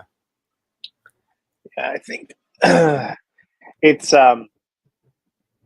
for me too. You know, like the Corolla number 5, obviously being my introduction to the whole entire lineup in the early 2000s when I started smoking in 04. And like I said in the green room before we came on, you know, it was like I kind of dove into Lanceros head on. And it was also at the same point that I was really getting into like all the smaller ring gauges. You know, there were a lot of boutique brands that were just starting up. You had Tatuaje with the original black label, Corona Gordo. You know, that was a very significant blend. And, you know, it established the Tatuaje name, that whole entire black line, along with the Miami. And, you know, I just, when the STK Zulu came out for the first time, man, it was like awesome. So delicious. Thank you. And that was, you know, like the hard part about reviewing cigars now on YouTube or alternative media is that, you know, you have certain ones that you know are going to get views, right? You put a Fuente Opus X up or a Padron or something like that. But really, like when you share something, I mean, I've had that cigar box for over a decade, you know, and I've only smoked probably like half the box. I've given away a couple to these guys, you know, as we've established our friendships throughout the, you know, the rise and upcomings on the platform together and just being friends.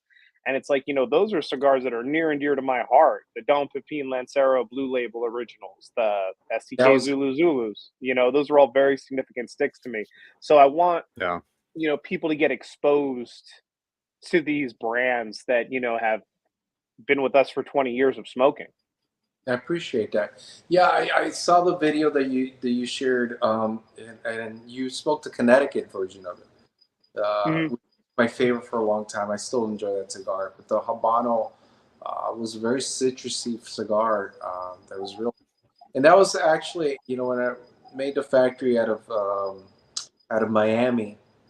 It was for 2 reasons. It was for the Zulu line, for the America Puro. That was the whole sort of idea, was that we were going to make cigars just here in the U.S. that had that flavor and complexity, as much Cubanness as possible, with the rollers that were Cuban rollers. So I thought that was a cool thing, because every single roller was a Cuban roller from a Cuban cigar factory that had just come to the U.S. So I thought that was kind of like, wow, you can even style with Nicaraguan flavors, or American puros, It was really, But no, I mean, the Zulu project it's still going on. It's a cigar. We're probably going to revamp that project and then tie it into a new charity. That's kind of like what I've done. So I worked with an artist and then charity that they work with. So the month to the orphanage that he was adopted from. So that was a great. And then maybe tweak it a little bit.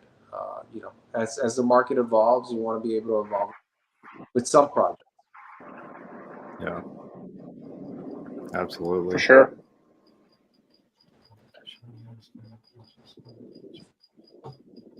I think so. Yeah, I think so. Nice call, Sal. Texas Tourist said that he'd jump on if we'd like him to. I sent him the link as well. He's a couple of Woodfords deep because he was celebrating Derby Day. Yeah. So getting back to history, what's your favorite era of history to dive into and learn about? Is it antiquity? Is it like you said, military history? Do you like to dive into the military history side of it the most? Like what captures your intrigue the most? There's a few. I mean, honestly, the conquest is something that I've always been interested in of the New World. But the one that I really go back and forth all the time to is more the Crusades. And the reason why I focus so much on the Crusades is because it has such a significance to what currently is happening in the world. I mean, people don't realize, but there's still things that are occurring in the world, and it's all, you can trace it back to the Crusades. I mean, so that's always kind of been very interesting to me. It's a subject that I've felt that change history significantly is still affecting us to this day. And that's how I look at things. I like how does it affect me still, even though it happened 2,000 years ago. And it's cyclical. It repeats itself in other ways, time and time and time again. Yeah. Mm-hmm. Yeah, we're definitely to repeat the same mistakes as before, right? Yeah, it's kind of like what they say. That's really like, I love history, and that like I love diving into like antiquity, ancient Greece, ancient Persia, stuff like that. But like the Crusades is something I don't really have that much expertise in as far as like learning about it. So that's something I need to look into more. I recommend it. I mean, a lot of things. I mean, that are still going on. I have a lot to do with that. Now you know how it affects how Europe developed afterward. What happened to the Levant? And what things, these are things that are kind of really interesting that we're still dealing with. Yeah, for sure. Yep. So like back to cigars, we're doing PCA next year in New Orleans. How do you like what's your take on shifting from Vegas going to New Orleans, and how you think that's going to affect how the trade show works? I don't know. I'm still dealing with the outcome of the trade show. 2 trade shows within 8 months. Yeah, in March, the last one. Yeah. I thought it comical, really. I think the fact we're shifting to one of my favorite cities is great. Doesn't necessarily, as a business, for me, make sense. I don't know yet. I've been pondering it because West Coast retailers don't like to go to the East Coast, but East Coast retailers will go anywhere. Right. It's just kind of, I don't get the whole West Coast. We don't go anywhere unless it's in Vegas. But the way I look at it is, if you're a retailer that really is focused on their business, there's no reason why you should. And it's not because I want to see you there. Of course, I want to be there, but I'll probably end up at your shop. But the reality is that you have to kind of respect what your industry is doing, how it's evolving, the new brands out there. You know, and I just don't know. I'm torn between it because, I mean, I do like the fact that the trade show used to move every other year. It was great, you know, but when it went to just two cities, New Orleans and Vegas for a period of time, it was very dull. I used to go to like New Orleans, Vegas, and you know, and it intrigued people. But as a retailer, you should go to your trade show and talk to other retailers, learn, see what's going on. I mean, I know we have this interconnection now with online, and you could connect, and everybody has a retail store online, and all these things that are going on and that. But I mean, our industry is still very much old school, where we need to sit down and talk to people. And one of the things that I don't see with our industry going on right now. And I don't know if New Orleans is a good choice, but I know it's a square footage situation. But I'm just like, I don't know if you don't. It doesn't matter if it's you know. Yeah, it doesn't make sense to me why there aren't more in Florida, because I know it's been in Orlando before. Like, and to me, it's just like that's the cigar state. Like if there are any state to claim cigars, it's Florida. Like, why do I have it there? A lot of the manufacturers are there. They're based there. I have my own reasoning to think for this. I'm not going to put it out there, but relatively, it should be in our doorstep. I mean, I know that there's a smoking thing around it, but I don't know. I think Florida's pretty lax. I'm pretty sure you can find someone that can get a non-smoking ban. I don't know, the convention floor for Miami Beach might be an issue, but does it need to be in a venue like that? Does it need to be that size?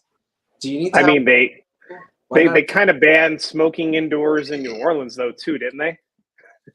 I think next year. I don't know. I think there might be smoking ban next year, from what I was told, but I'm not sure. I don't want to put that out there. Like, then I'm spreading rumors, but I think you might not be able to smoke inside the trade show, which has been for the longest time the reason why the trade show has always stayed in Vegas or in a city where they could smoke. Yeah, that's right. Because we don't give any Fs out here. Joe knows. You want to hop on, brother? Yeah. We got some extra spots, man. You want to talk to George and hang out for a minute? I'll send Jonos a link. Peter said that he can't hop on. What was that, George? No, I'm saying I love Vegas. I mean, well, listen, I love Vegas as much as I could. Vegas 4 days, right? But it's a little different when you live out here. You know, you have to take it all in small amounts, small dosage. Yeah.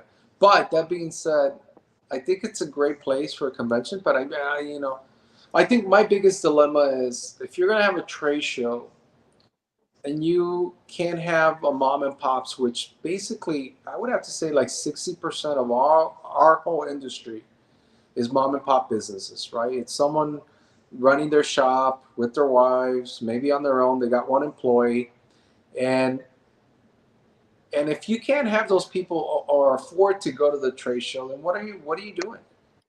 Right. Right. I mean, my point is, when you make it into a city where it's so expensive now. Joe, that is a terrible part about Vegas. You know, I was telling the guys in the last live stream that I was checking on some of my pool accounts this past week, and one single cocktail at the pool is now $35 for a mojito, and it's like, it's just gotten a little different than the Vegas that my family moved out here 30 years ago too.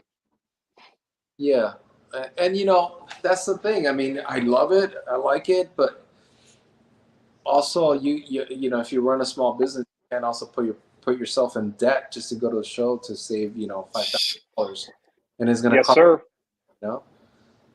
And I'm always thinking about that. It just doesn't make sense to me.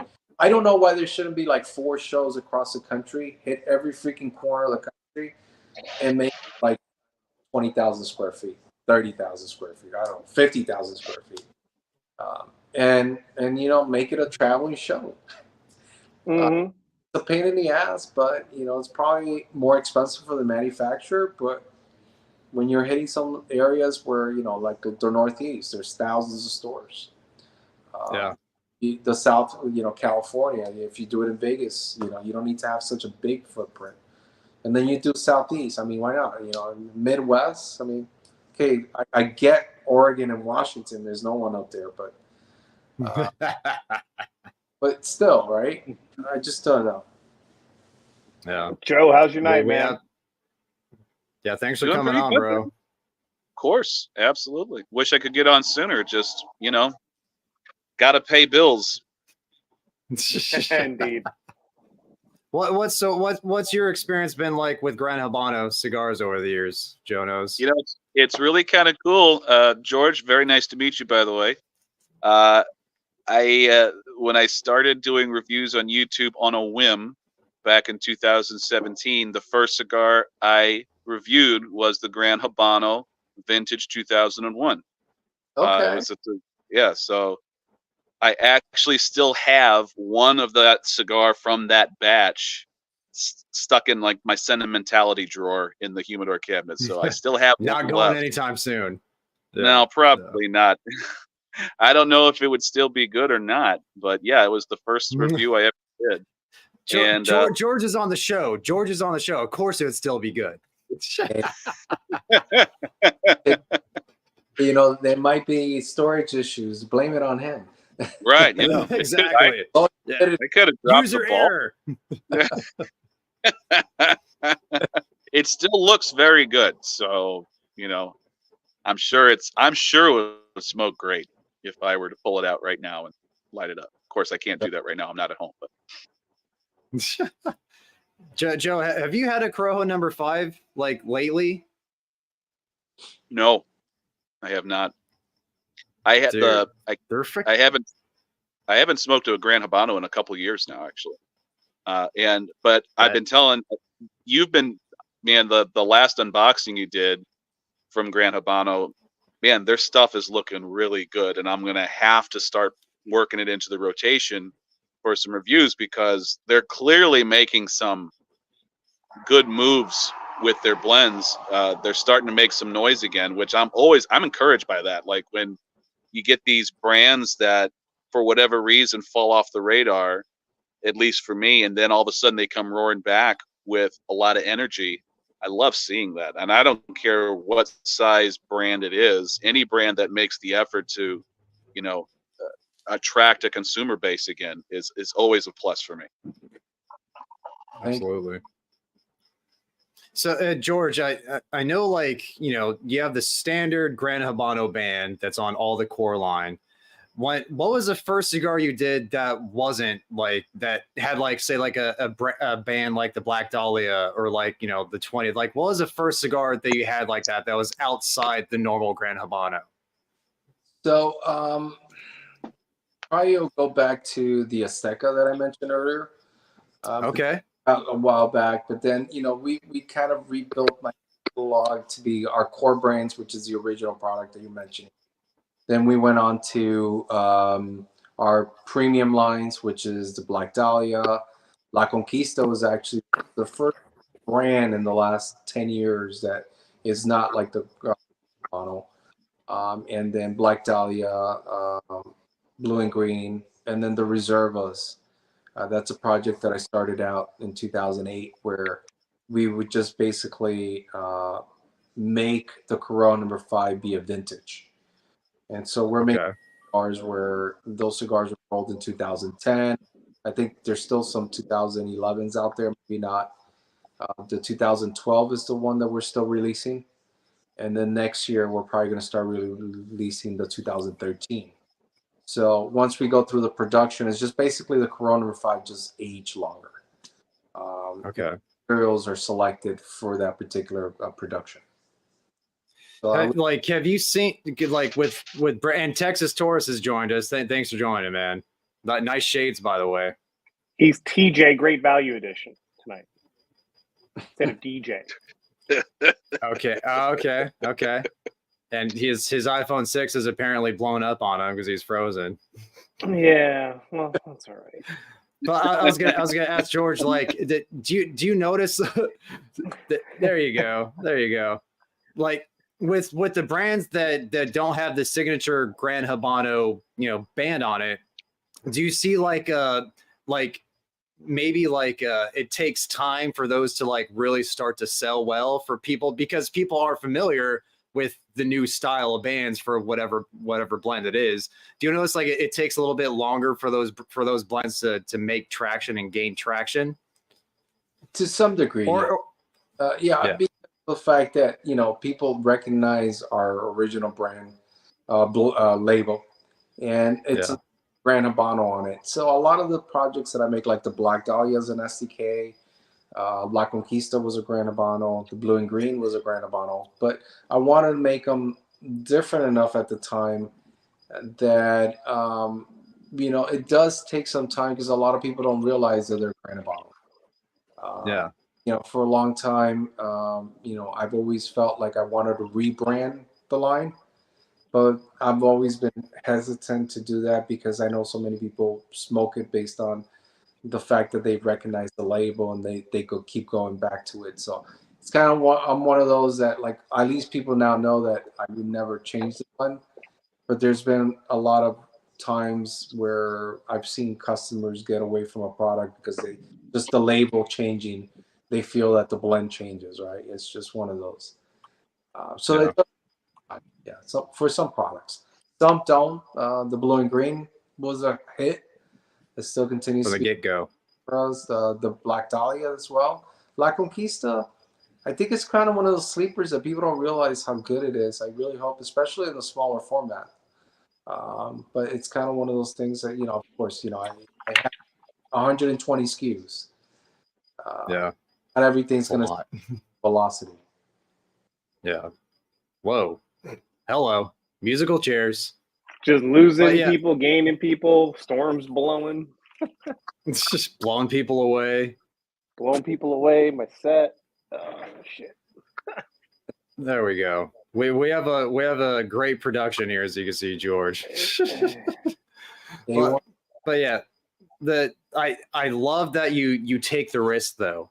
Like releasing something that people won't necessarily know is Gran Habano, but you still, just because of wanting to be creative and wanting to put something out there and make its own name for itself under its own, blend, under its own line, you still take that risk. But you let the cigar speak for itself because all the blends are worth visiting and revisiting. I appreciate that and thanks. I mean, look, overall, I put a lot of effort into my product. I hope people can appreciate it when they smoke them. It's like everything. You could be critical of it depending on what you like. Not everything that I make you might enjoy. Just like you might like other type of cigars. That being said, I do try to make sure that every project that I make speaks for itself. And the fact that a lot of these projects are now, even though they're newer to what we do. Some of these projects, like La Conquista, is coming up on its 10th year, and they've been successful on their own. But it's like you got to find them. I'll resend the link to Jono's.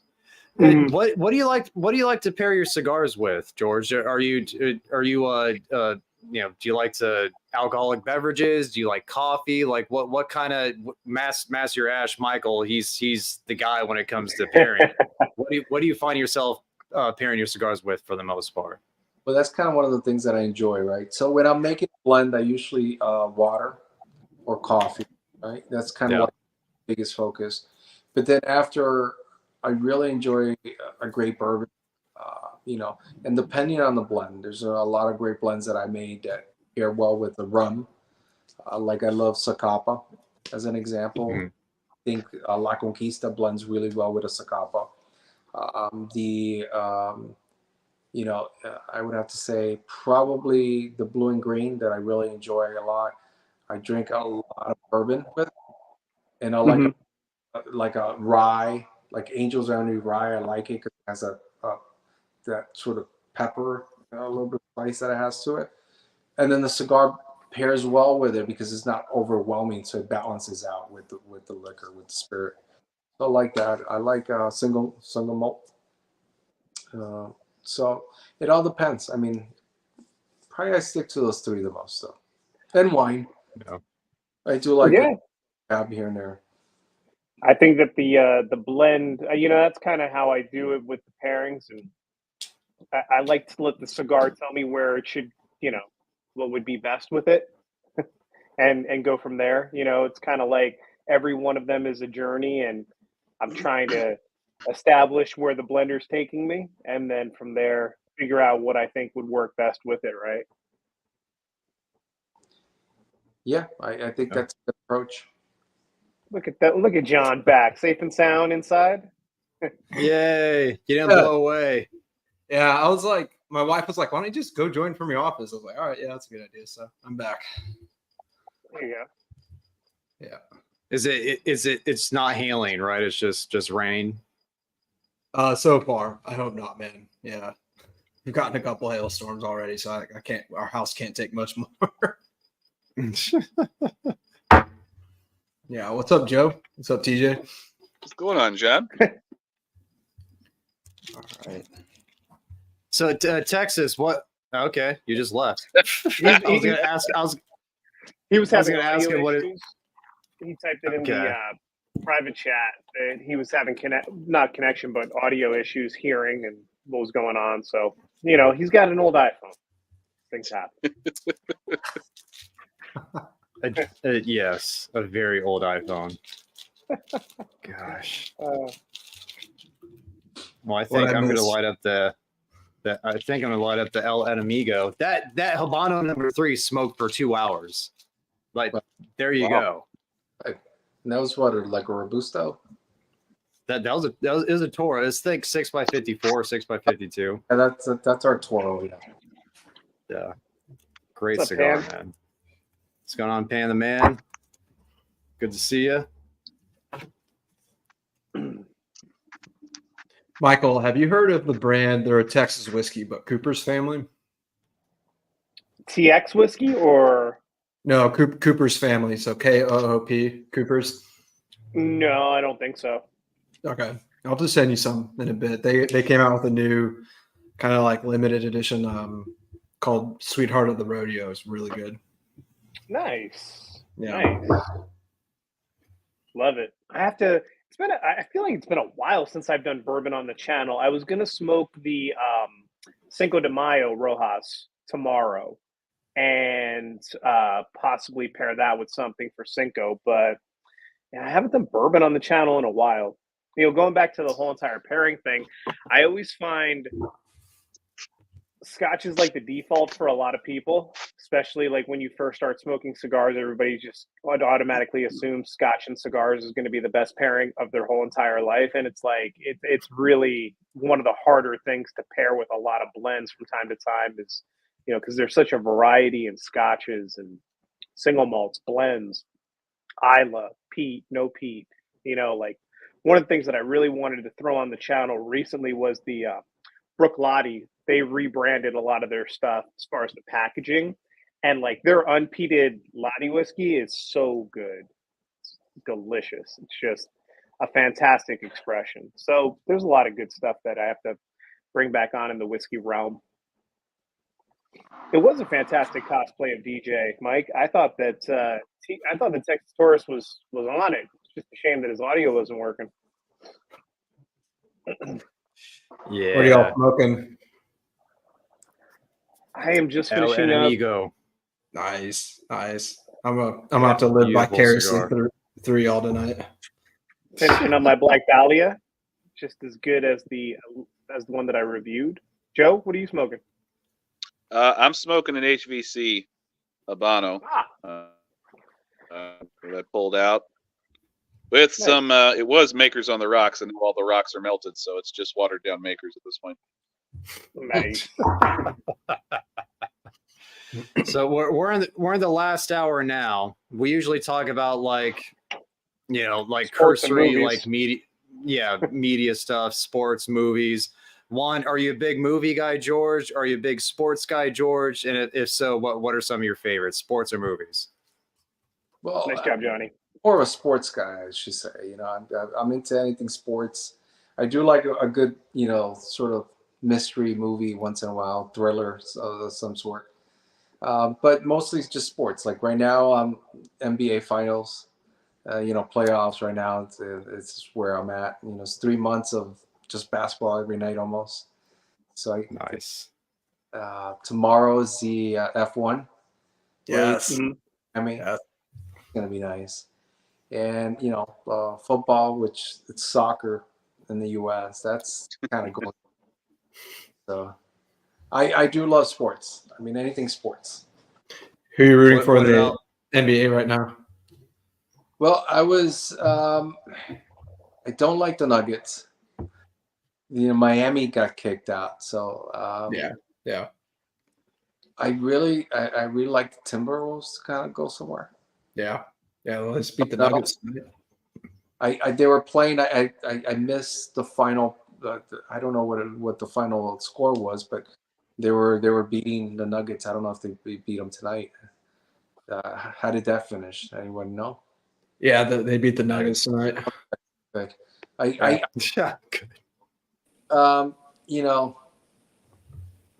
That, but I think honestly, who's going to win it this year is probably the Celtics, in my opinion.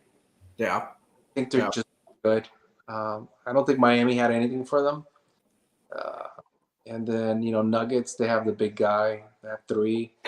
I don't like the Celtics with their 3-3-3-3. I don't like the way the game is going now, where they just – I don't know if it's just me, but this playoff season, I've never seen so many shots being missed. I feel like everybody's shoot. Yeah, I agree. Golden State's not in it anymore. They're no longer a powerhouse, so people are just missing left and right. They changed the format of the game big time, though. Huge. That's for sure. Yeah. I was intensely watching the Orlando-Cleveland game yesterday. I'm happy that the Magic were able to bring it to a Game 7, as I've been a Magic fan my whole life. But it's one of those to where I'm sitting there and I'm watching them, like, easily could have taken the lead in the third, but just every fast break, they would pull the ball back, throw beyond the arc, shoot a 3, and brick. It's like such a weird thing for me to watch growing up in the 90s and watching how the game was played back then. Yeah, I feel the same. I feel like that's all they do is just pass the ball in the perimeter, and then no one goes in for a layup. They just honestly just shoot from maybe 10, 12 feet away at the closest. How they do all game, and I mean, so maybe a fast break here and there, but that's it. I mean, it's just I don't like the way the game is being played right now. Yeah, that's fair. That's fair. I will say, and I'm not trying to just shill my own team because I haven't really loved the Mavericks lately, but their new squad with the role players they picked up, they actually play pretty physical, and they'll drive. If you're looking for some more entertaining basketball, they're actually a pretty damn fun team to watch. Well, the best play of the year, I don't know if you guys have seen it on Instagram. I mean, I saw it, which is that he passes the ball. It was like in slow-mo. That was the greatest play ever. Yeah. It's amazing. It reminded me of like NBA Jams, the video game. Yeah. It was just, It's insane. That was and I do like the Mavs. I mean, I love Jason Kidd, so I want to see him win something. Yeah, and the Nuggets and the T-Wolves are going to be hard for anyone, but I feel like this is the best the Mavs have looked in a long time. But they're just exciting to watch. Like they actually play defense. They go for rebounds. They'll shoot the alley-oop. They're pretty fun. So the defense, man, is that was a fun game to watch for just the opening 5-10 minutes. Just watch a team actually lock down another team. Today's game. Yeah, for sure. I'm thinking you're not a big boxing guy, George. Huge boxing guy. Dude, so you missed the fight. You missed the fight tonight to be on the show, bro. Well, thank you. I'm not a big fan of the guy. Canelo. I was a Triple G guy. I Me too. felt that Triple G won the first fight, and then Canelo took 3 years to fight him when he was already weaker. And so for that reason, I don't like Canelo. I respect his power, and he has great technique. But I don't honestly think the Canelo should be up there to what it is. So I won't pay for a Canelo fight. I'll never fight. And then a Mayweather fight. I never paid for it. I watched Mayweather. But he was just a tactician. I mean, he was just that great. He was beautiful to watch. So don't worry. And I don't mean it in a bad way. I'd rather talk to you guys. I mean, I do like Canelo. But it doesn't mean that I don't want to be here. I just, I'm not going to. No, man. I agree with that 100%. I went to the first Triple G fight with Canelo, man. Like, I was so pissed. As a Triple G if I were there in person, fuck yeah. I was. Well, you want to know what was really I'm jealous because that was a great. But I think the only reason fight. Yeah, no, I agree 100%. I was there. Okay. The reason why I was there was because one of my good buddies at the time was working for Hennessy, and Hennessy had just started their sponsorship with Canelo. So I was able to parlay myself into that event. And yeah, man, I was the only person in the section of Hennessy people, all the Hennessy reps and stuff like that was rooting for Triple G on the inside. I had on a Canelo shirt too, because they gave me one. I still have it. And like, it pissed me off because, he got robbed that night. Yeah. I honestly think that was a downfall of Triple G's career. Yeah. Oh yeah, 100%. Yeah. That was the beginning of the end, for sure. It was like they were putting Canelo on that trajectory to be the guy. Boxing. Yep. But he never had he wasn't a promoter like De La Hoya or Mayweather or Conor McGregor or any of the great Tyson, any of the great fighters that could promote their own fights. No, I think the problem with Canelo is, look, Canelo's a good fighter. I'm not saying that he's not. But the thing is, Canelo, he's a Mexican fighter. It appeals to the market. But he's a solid guy. I'm not saying that he's a bad fighter. I just honestly think there was Triple G was better, and there's been a couple of other guys that were better than him. And so it's kind of like, if you follow like soccer, like Mexico is going to miss the World Cup like 8 years ago. And they went to play Australia. I think they played Australia and New Zealand in the playoff. So in order for them to make it, but they estimated that if Mexico didn't go into the World Cup, they would have lost like close to $5 billion in revenue because beer sales would have tanked. And they but it's true. So I mean, so it goes that I always look at as that guy, like for the market, a Mexican fighter is solid, but he's not, to me, he's not like the old classic Mexican fighters where they were just like stylish. I guess he's a bruiser. I guess I look at him that way. Maybe I'm just jaded by the fact that he didn't win that fight. Yeah. I was so mad that night. I was so mad. I was a huge Triple G fan. I'm like, there's no freaking way he won that fight, dude.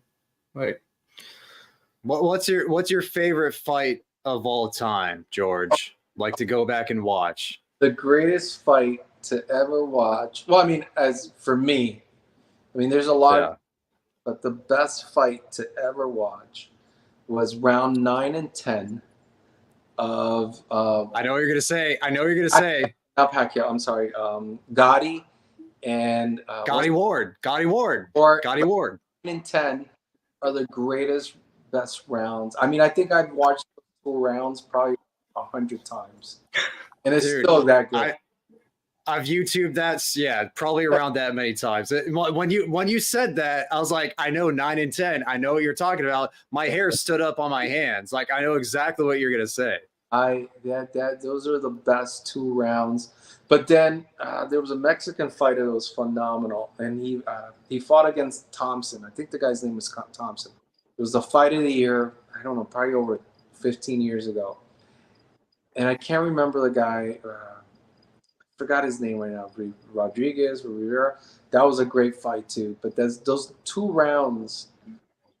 To me, he was one of the greatest boxers ever. I think a little bit underrated, but Ward was he was a killer too. I mean, it was just dude.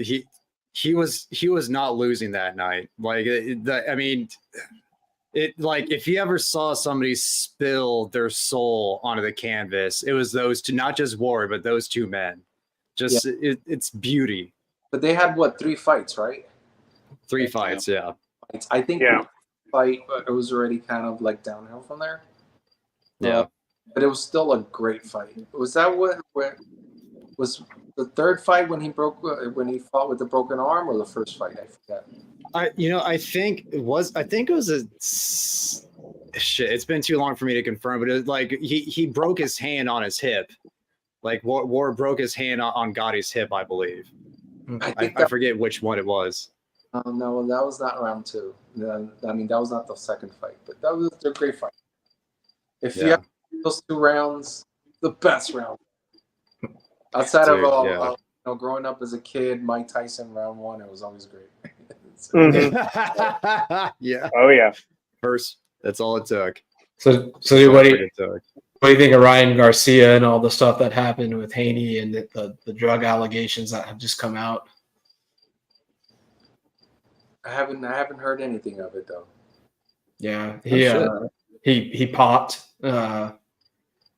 for two PEDs, but he was acting. I don't know if you saw the build up to the Haney fight, but he was acting crazy, dude. Like legitimately looked like he's like lost his mind, and then he beats the crap out of Haney. And everyone's like, oh, he trolled everyone. He was acting all crazy because he put a bet on himself. So people were thinking he was trolling everyone, making everyone think he wasn't taking the fight serious. And when he was, but then he just popped for PEDs. So the odds against him. Wow, that's so crazy. Yeah.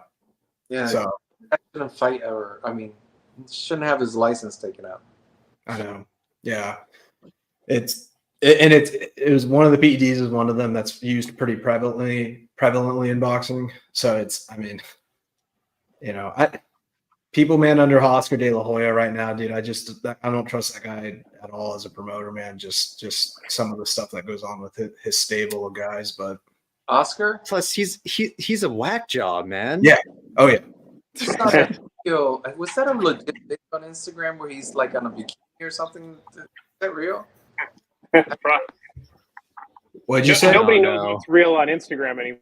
Oh, well, it was a video of a guy that looked like Oscar De La Hoya was like a short guy, and then he was like in a bikini water. It was a woman with a water hose. I just thought it was like all over the place. Yeah. I don't know. I haven't seen it.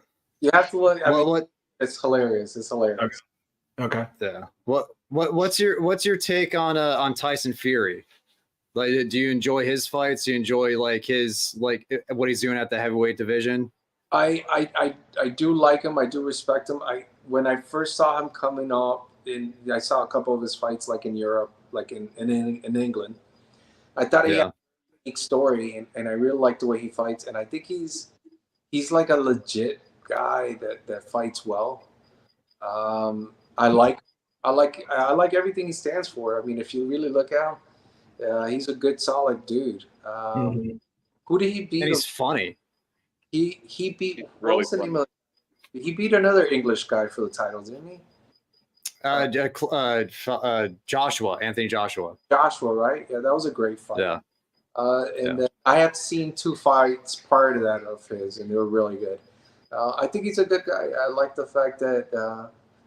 I don't know. It was kind of weird though because around that same time I would always go on YouTube and look up guys fighting from what is he? He's a gypsy, right? Yeah, he's a gypsy. Yeah, mm-hmm. Yeah. Well, so the thing is, there's actually a really good channel that you can watch on, and they have these fights where they're like fighting like stables and things like that. So I always was into that. And then here comes this giant heavyweight guy, and he's killing people. I thought it was kind of cool. Yeah. It's remarkable how fast his hands are at his height and weight. Like he is so crafty for being a heavyweight at like a big, like he looks loppy as hell. He looks like he would be totally unathletic, but he's very surprising.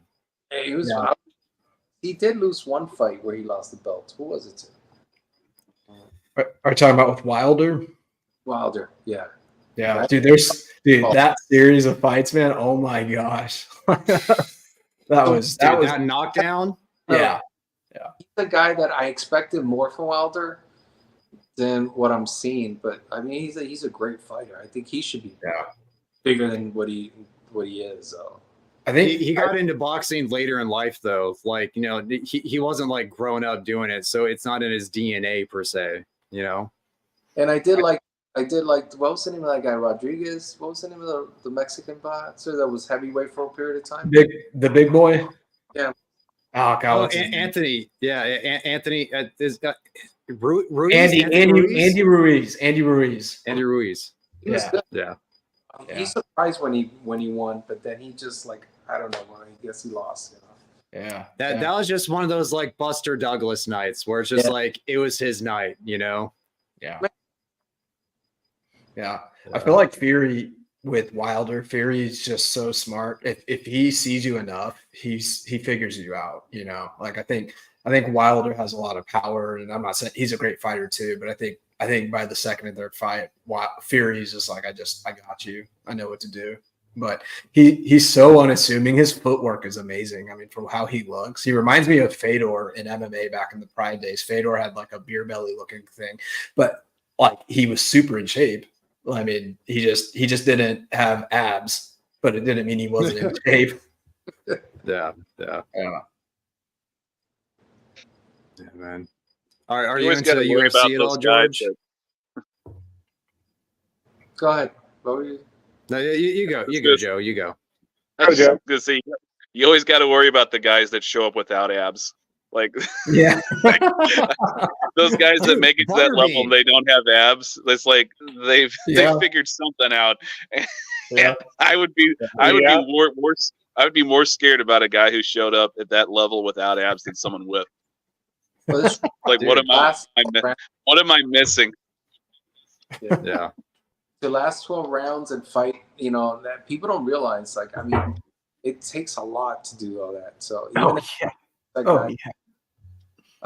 in regards to MMA, I wasn't, because I was always very kind of like, oh, I love boxing, the technique, the whole thing. I respect it. The sweet science. Yeah, but there is some fights that I enjoyed over the years, but there's nothing better to me, and I think if anyone fights more, I like watching the women fights in MMA. I think they're legit giving it 100%. I'm not saying that everybody's not giving 100%, but I don't know. I just like I like their aggressiveness. Yeah. How tenacious they are, and I actually respect them in a way. And sometimes they don't go down to the floor, which I like with the new fights. I've noticed that there's not that much grappling, on the floor as much as in like maybe 5-6 years ago. All the fights would end on the ground, right? Yeah, on the ground. Lately, there's not that much, and I don't know if maybe they told them, it's better to box it out a little bit, kick. Maybe technique changes. People start to realize that you don't want to go to the floor all the time. But I do love MMA women matches. Yeah. John could probably speak to like current MMA and all that better than I can, since I don't really follow it. I just think like UFC MMA as a package, as a product, has been run so much better than boxing like the last 10 years or so. Yeah. There's no competition. I don't understand it, but I mean, I think honestly, the problem with boxing, and this goes to answer the question, is that there's not one body. And governing body. That's the problem where UFC, it's run like a business, one organization, the whole thing, where have the WCB, you have all these different entities, and I think that's the downfall of boxing. And it could very, and if they don't get their act together and they don't have one governing body, they could go away because look like a sport, like an old person sport where like we used to do that, and that's that would happen. Yeah, it's sad to see because admittedly I haven't really followed boxing that closely for the past 5 years because the quality of competition, the quality of the product just isn't there like it used to be as consistently as it was back in the early 2000s, mid 2000s, whatever. Now it's been MMA. They've taken over. Yeah. And it makes sense. I mean, I think it's probably one of those things that, look at the slapping now and league. And then you have, in Russia, I've seen a couple of those matches with the knuckle, like the bare knuckle fights. Bare knuckle, yeah. All these things are just trying to buy for audience. And bigger, but boxing should be bigger than it is. Oh, absolutely. It absolutely should be. Yeah. And you hit this nail on the head. It's all these governing bodies. You have the governing body, you have the WBA, the WBO, then you have the promoters, then you have the managers and the teams. It's just completely messed up. And I think the Ali Act has had a lot to do with that. And there was some good that came out of the Ali Act, but I also think it hurt boxing a lot in that regard. But with MMA, I think you're seeing less ground game because you're seeing people who are learning wrestling and they're able to control. Like if someone wants to take them down, the defense is a lot better because people just learned they had to wrestle.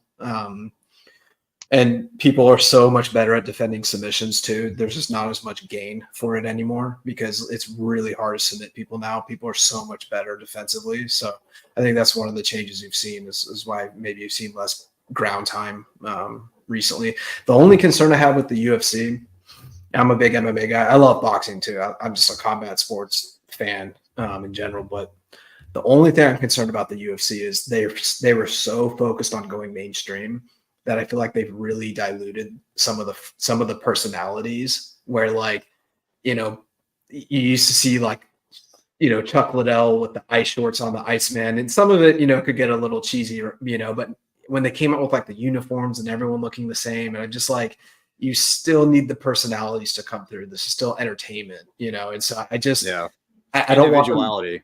And if they keep sterilizing it too much, it's great, you're mainstream, you're on ESPN, awesome, but you got to keep letting these guys shine through. So I just hope they do that. I grew up with WWF, and you wanted this thing. Yeah, yeah, a little bit. The characters and the personas is one of the appealing things about it, and I could see where that could be an issue. Yeah.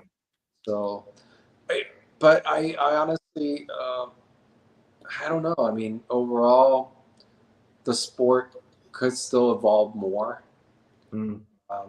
I think the problem that I feel like you're saying it is that when I started watching UFC, it used to be called differently. What was it called? What was it called? The Ultimate Warrior, Ultimate Fighter Champion? Well, it's always been the UFC, but then they had the reality show called The Ultimate Fighter. No. But no, I'm confusing it. No, but in the 90s, when I was watching it as a kid, it was different. No holds barred, Vale Tudo.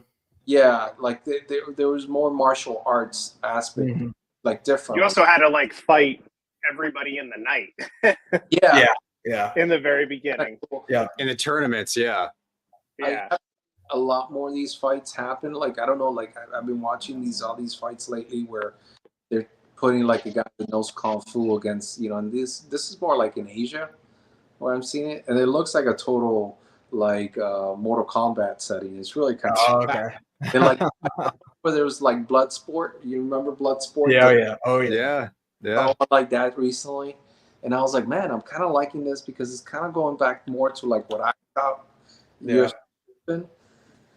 And the octagon is kind of cool. I don't know. I guess it's entertaining, but I'm not a big fan of it. Yeah. I used to wrestle, a lot, and I used to wrestle in middle school and high school, so I could appreciate the technique of grappling and all that. Yeah, punching, but reality is that I just don't know. I don't know if I enjoyed boxing some guy really, doing his thing. Yeah. Who's your favorite boxer of all time? My favorite boxer of all time. I never really kind of picked one. I honestly, there's so good. I mean, Duran was a good, solid boxer. I really like Gotti for his spirit. I think honestly, that's what wins me as a fan. It's just not that never give up kind of attitude. And I think he embodied that. Mike Tyson, absolutely. Velocity. He's just a killer. He was so good. I mean, people think that Mike Tyson, but he had technique. I mean, I think he just had issues where towards the end, because of other issues, he went away from his boxing technique because he always had power, and he relied too much on the power. But he should have beat all those guys. He should have retired. And then Mayweather, I really like. There's a Cuban guy that I really honestly, he's the most boring guy to ever watch boxing. But his name was Rigondeaux? Rigondeaux? Ray Rigondeaux, yeah. This guy, you couldn't hit him. He was boring watching his fights because you could never touch this guy. His technique was so good. I mean, he would just like one step and he was gone. And the whole fight, he would get so I liked him. But Gotti, I think for his spirit, I think. Did you ever watch the Gotti documentary about his life and him passing away or passing away? Yeah. Did you watch that? His wife totally killed him, dude, or totally had it done for sure. But it's a lot of great fighters. I mean, Muhammad Ali was a great fighter. I think overall he was a great fighter. Sugar Ray was, Chavez Senior. You a big Chavez Senior fan? The guy was good. I mean, these are guys that come on, 170 fights. It's insane. By the way, that was different era. So it's just different. Now it's very like, we'll put a boxer to fight 10, 12 guys. And they're like not really good fighters, or some guys over the hill, just to get a record. And then you see him on a main fight, it's like, oh, he's got 23, undefeated, but it's a guy that hasn't really fought anyone that's challenging. For sure. The fight with Chavez Senior and Sweet Pea Whitaker, another amazing friggin' fight. And then Chavez Senior just like slow and steady, the turtle will win the race. And just like they're people are saying like Pernell had that in the bag, like he should have won that fight. Like people don't know, like didn't realize like he was pissing blood the next day because he was hurt that bad. Yeah. Like I just that kind of stuff, and like you don't see stuff like that happen anymore, in boxing. It's sad. Very true. Hey guys, probably gonna have to tap out, not because I want to, but actually I think my phone's about to die and I'm not close enough to a charger. But that being said, I really want to appreciate thank you. I appreciate you letting me on. I just don't want to get disconnected and you guys never hear from me. Yeah, you're good. It's all good, man. It's been 2.5 hours, so it's a lot of your time. So we appreciate it, George. No, and thank you so much. I had a great time.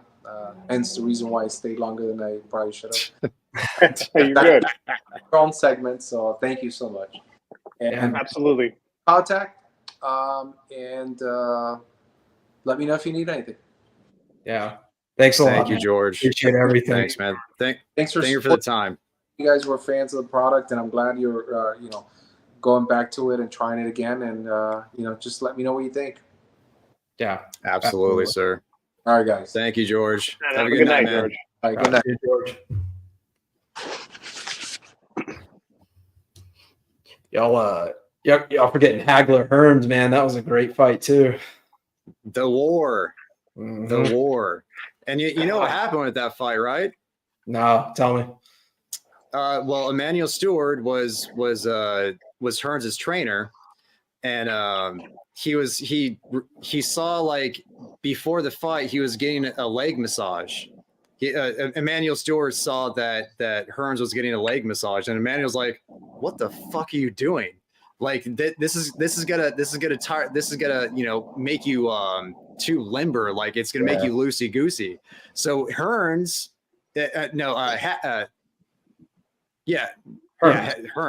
I get it mixed up because of the H's, but so he told, okay, you have to go out there as soon as possible and fucking try to end this thing as soon as you possibly can. So that's why you'll see Hearns go out there and just fucking lay it all out, and it became a war. Yeah, that dude, such a great fight. Oh, Robert, dude, George is such a cool guy, man. Mm-hmm. What a dope guest! Just so humble, so down to earth. It's funny because, like, the way he is, like, is a great representation of how his brand is. Like, he very consistent, like, just very he lets the product speak for itself, like that, and just like revisiting all these blends, like, after years and years of not having them. No mistake on me. They're so good. Yeah, like that. I'm really like jealous of that Connecticut. That sounded delicious, man. Dude, that tonight. It was one of the best Connecticut's I've had in a while, man. I mean, to be honest, and I think it's like $6, I think. It's another thing, man. Like, he's never really, like, raised prices that much. You know, right? If anything, it's been a few cents here, a few cents there. You know. Yep. Yeah, man. It was perfectly constructed, great flavor, consistent. Like it. I got to go get another one to do a review on it because it's worth it. I mean, it might be up there at the end for me. And I mean, we had like gusts at 40 miles per hour. I was gonna say before we came on, but we didn't have enough time in the green room. Like, they had a music festival that they were gonna do with, like, Usher and everybody tonight, the Lovers and Friends Music Festival, and they canceled it like 10 hours before the first show. Dang. Because it's just been so windy today. But like, both cigars that I smoked, no burn line issues whatsoever. You know, no nothing. Just like, and they also sent us those packs with no humidification. Yeah. No, here's the thing. Have you noticed this? Like, packs from manufacturers, a lot of the manufacturers will send out packs that have no humidity in them. You know why? Because they know it doesn't make shit difference. Like, especially like if everything's sealed and it's within its own environment. You know. Just and they know it's not going to be in there, like, in transit for, like, months or like weeks on end. It's just going to take a few days. Being not in humidity for a few days is not going to hurt anything. Like, the thing that people need to realize: cigars are a lot more resilient than you think they are. Yeah. Oh yeah. Yeah, for sure. But yeah, I don't know why Gran Habano is just flown under the radar for me, but I'm really excited to just be smoking more of them. Matt, I don't know if you heard me say this, but I had the 20th anniversary yesterday with a friend because I have two of them. And I was like, all right, I'll smoke this just to kind of preview it, but I'm going to do a review. But dude, it's so good, man. I was like, I'm all about trying this brand and digging into it. Dude, that thing is money. That was a very good cigar. I think I rated that one as satisfying. And once again, like, balance. Like, all of his blends are so balanced. Like this Enemigo, this El Enemigo. Balance and on the sweeter end of the spectrum. That's not bad. That's not a bad thing to go for. No, definitely not. Dude, that 20, so I have a 660. That was one of the most distinct stone fruit flavors I've ever gotten off a cigar for me. It was really good.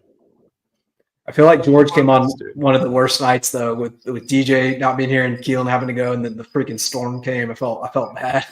Yeah, we ran into some hiccups for sure, but it was all good. The show must go on. The show must go on. Yeah. So what have you guys been watching? Anything of note? I know that Shogun finished up, so Yeah. that's no longer something you'll be watching, sadly. Yeah. I've been watching House of Cards, so first time I've watched it. Super good. That's a show that aged like bananas. Yeah. It's I'm not gonna lie, it's a little hard to watch. Knowing in the back of my mind, Well, like we were, the wife and I, when we were walking the dogs today, we were talking about, like, I saw this plastic bag that was stuck to a tree because of the wind. And I was like, how long do you think that plastic bag is going to stay there for? And then the first thing that popped into my head was friggin' American Beauty, with the kids recording the plastic bag. And then I was like, Kevin Spacey, when he was like, so do you like muscles? And he's talking to the young girl and stuff. And then I'm like, man, he played that role so good. And then I'm like, yeah. In retrospect, it wasn't all an act. Yep, dude. There's plenty of time in House of Cards where I've had the same thought because he plays a total creep in that show, and it's just not far from the truth. Right. And it sucks because it really is such a well-written, well-produced show, but it is at the same time very hard to watch knowing. No, it sucks because those guys, like motherfuckers like that are like pieces of shit human beings. Yeah. You can't enjoy their work. Right. Like the work can't speak for itself anymore once a person like comes out as that kind of person. Same with Bill Cosby. Like, fuck, there's so many tight things that they've done, but now I can't go back and like fondly rewatch American Beauty or like whatever, like, listen to old stand up that Bill Cosby did. Like it's all sullied now because of what they did. Yeah. Absolutely, man. But what about you? Are you watching anything noteworthy lately? Masters of the Air got through another episode this week. Let's go. So what's that? 2 episodes now? I think we're 3 in. I think they just did their first bombing campaign inside of Germany, and they landed in Africa. Yeah. What do you think so far? It's insane. It's insane what they did, because anytime you go onto a commercial plane today, you're in your own environment. You're very, you're protected. Like you can not wear a jacket. You're fine. These guys are up there. Like it's not pressurized. I'm sure they're at a much lower elevation, but like they're very close to the elements that could very well kill them. Like remember that? I think it was like the first or second episode where that guy, like there was like a crack in the whatever thing that he was in, and he almost froze to death. Yep. He got frostbite.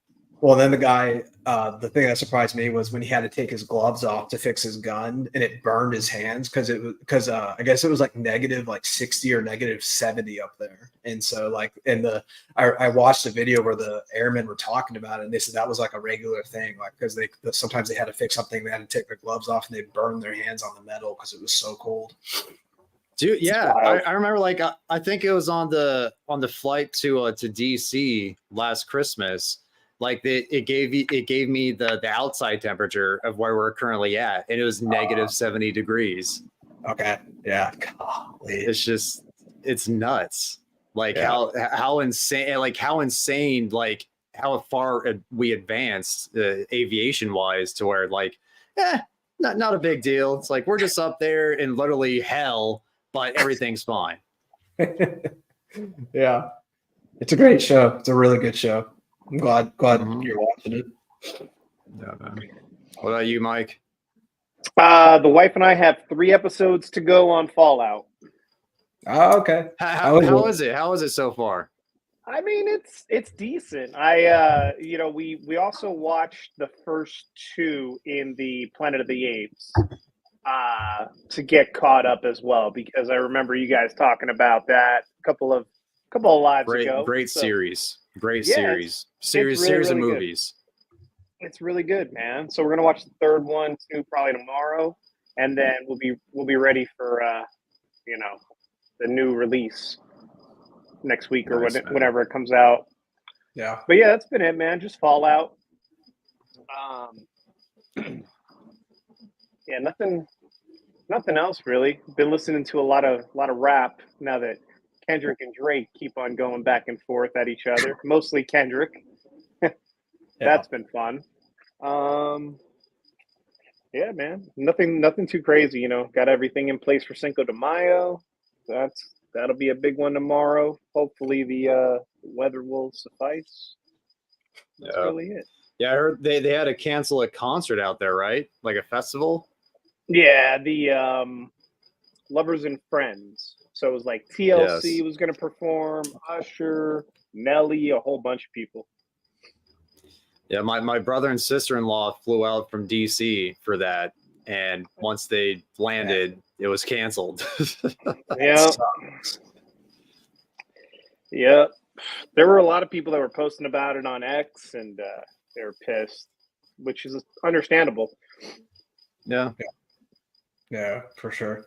Mike, I hate your Golden Knights, man. I hate them. They're that was a weird one. I don't know, man.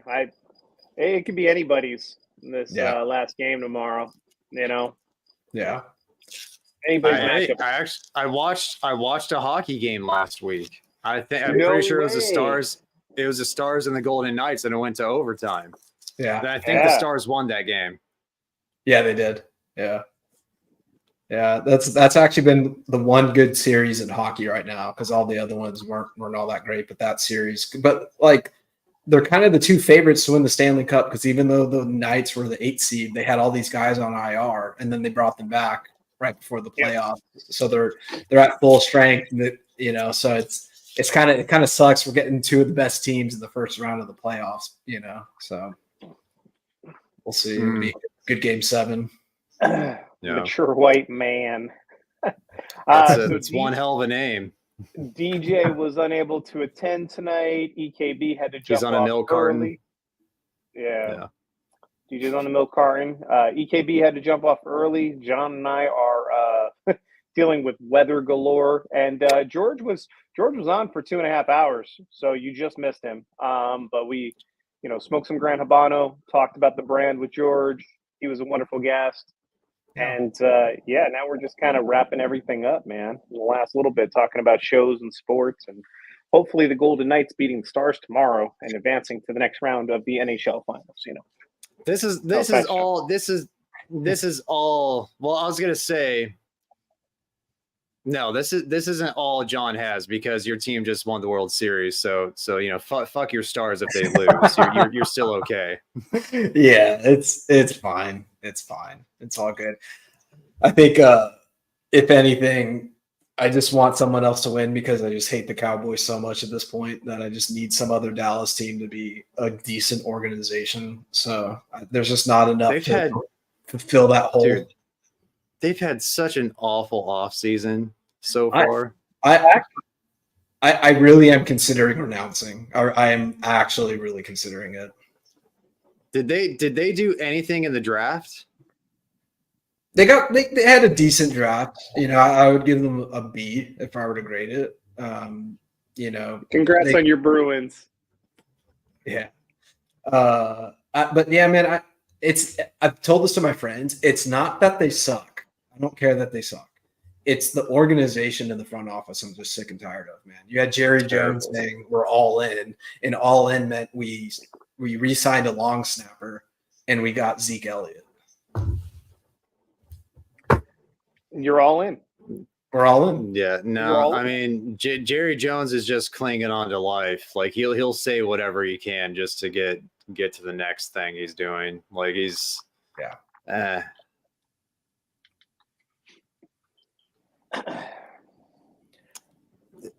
That's my take. Like, I mean, it's wise to let them, say if you get them shipped to you, it's wise to let them sit a few days just to let them acclimate to the current conditions that you have them in. But yeah, I mean, there are instances where a cigar will improve drastically over time, in my opinion, from my experience. But for the most part, a cigar is going to be the same cigar you have, within a couple of weeks after you receive it. Yeah.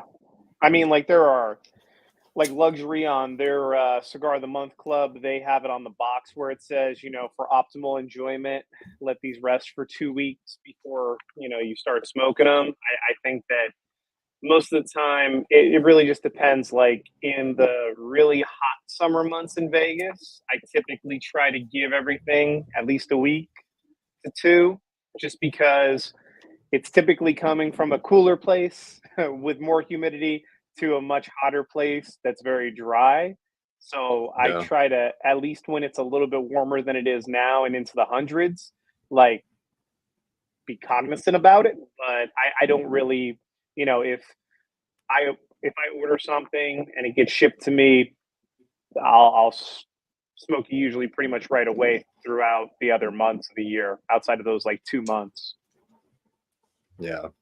Yeah. And I'll also be mindful if you go to a B&M, because some B&Ms just run their humidity up the yin yang and sell their cigars too wet. Like that's why I always recommend it's not necessarily about the amount of time. What's most important is their current RH, and you need a humidimeter to find that out. Yep. Yeah.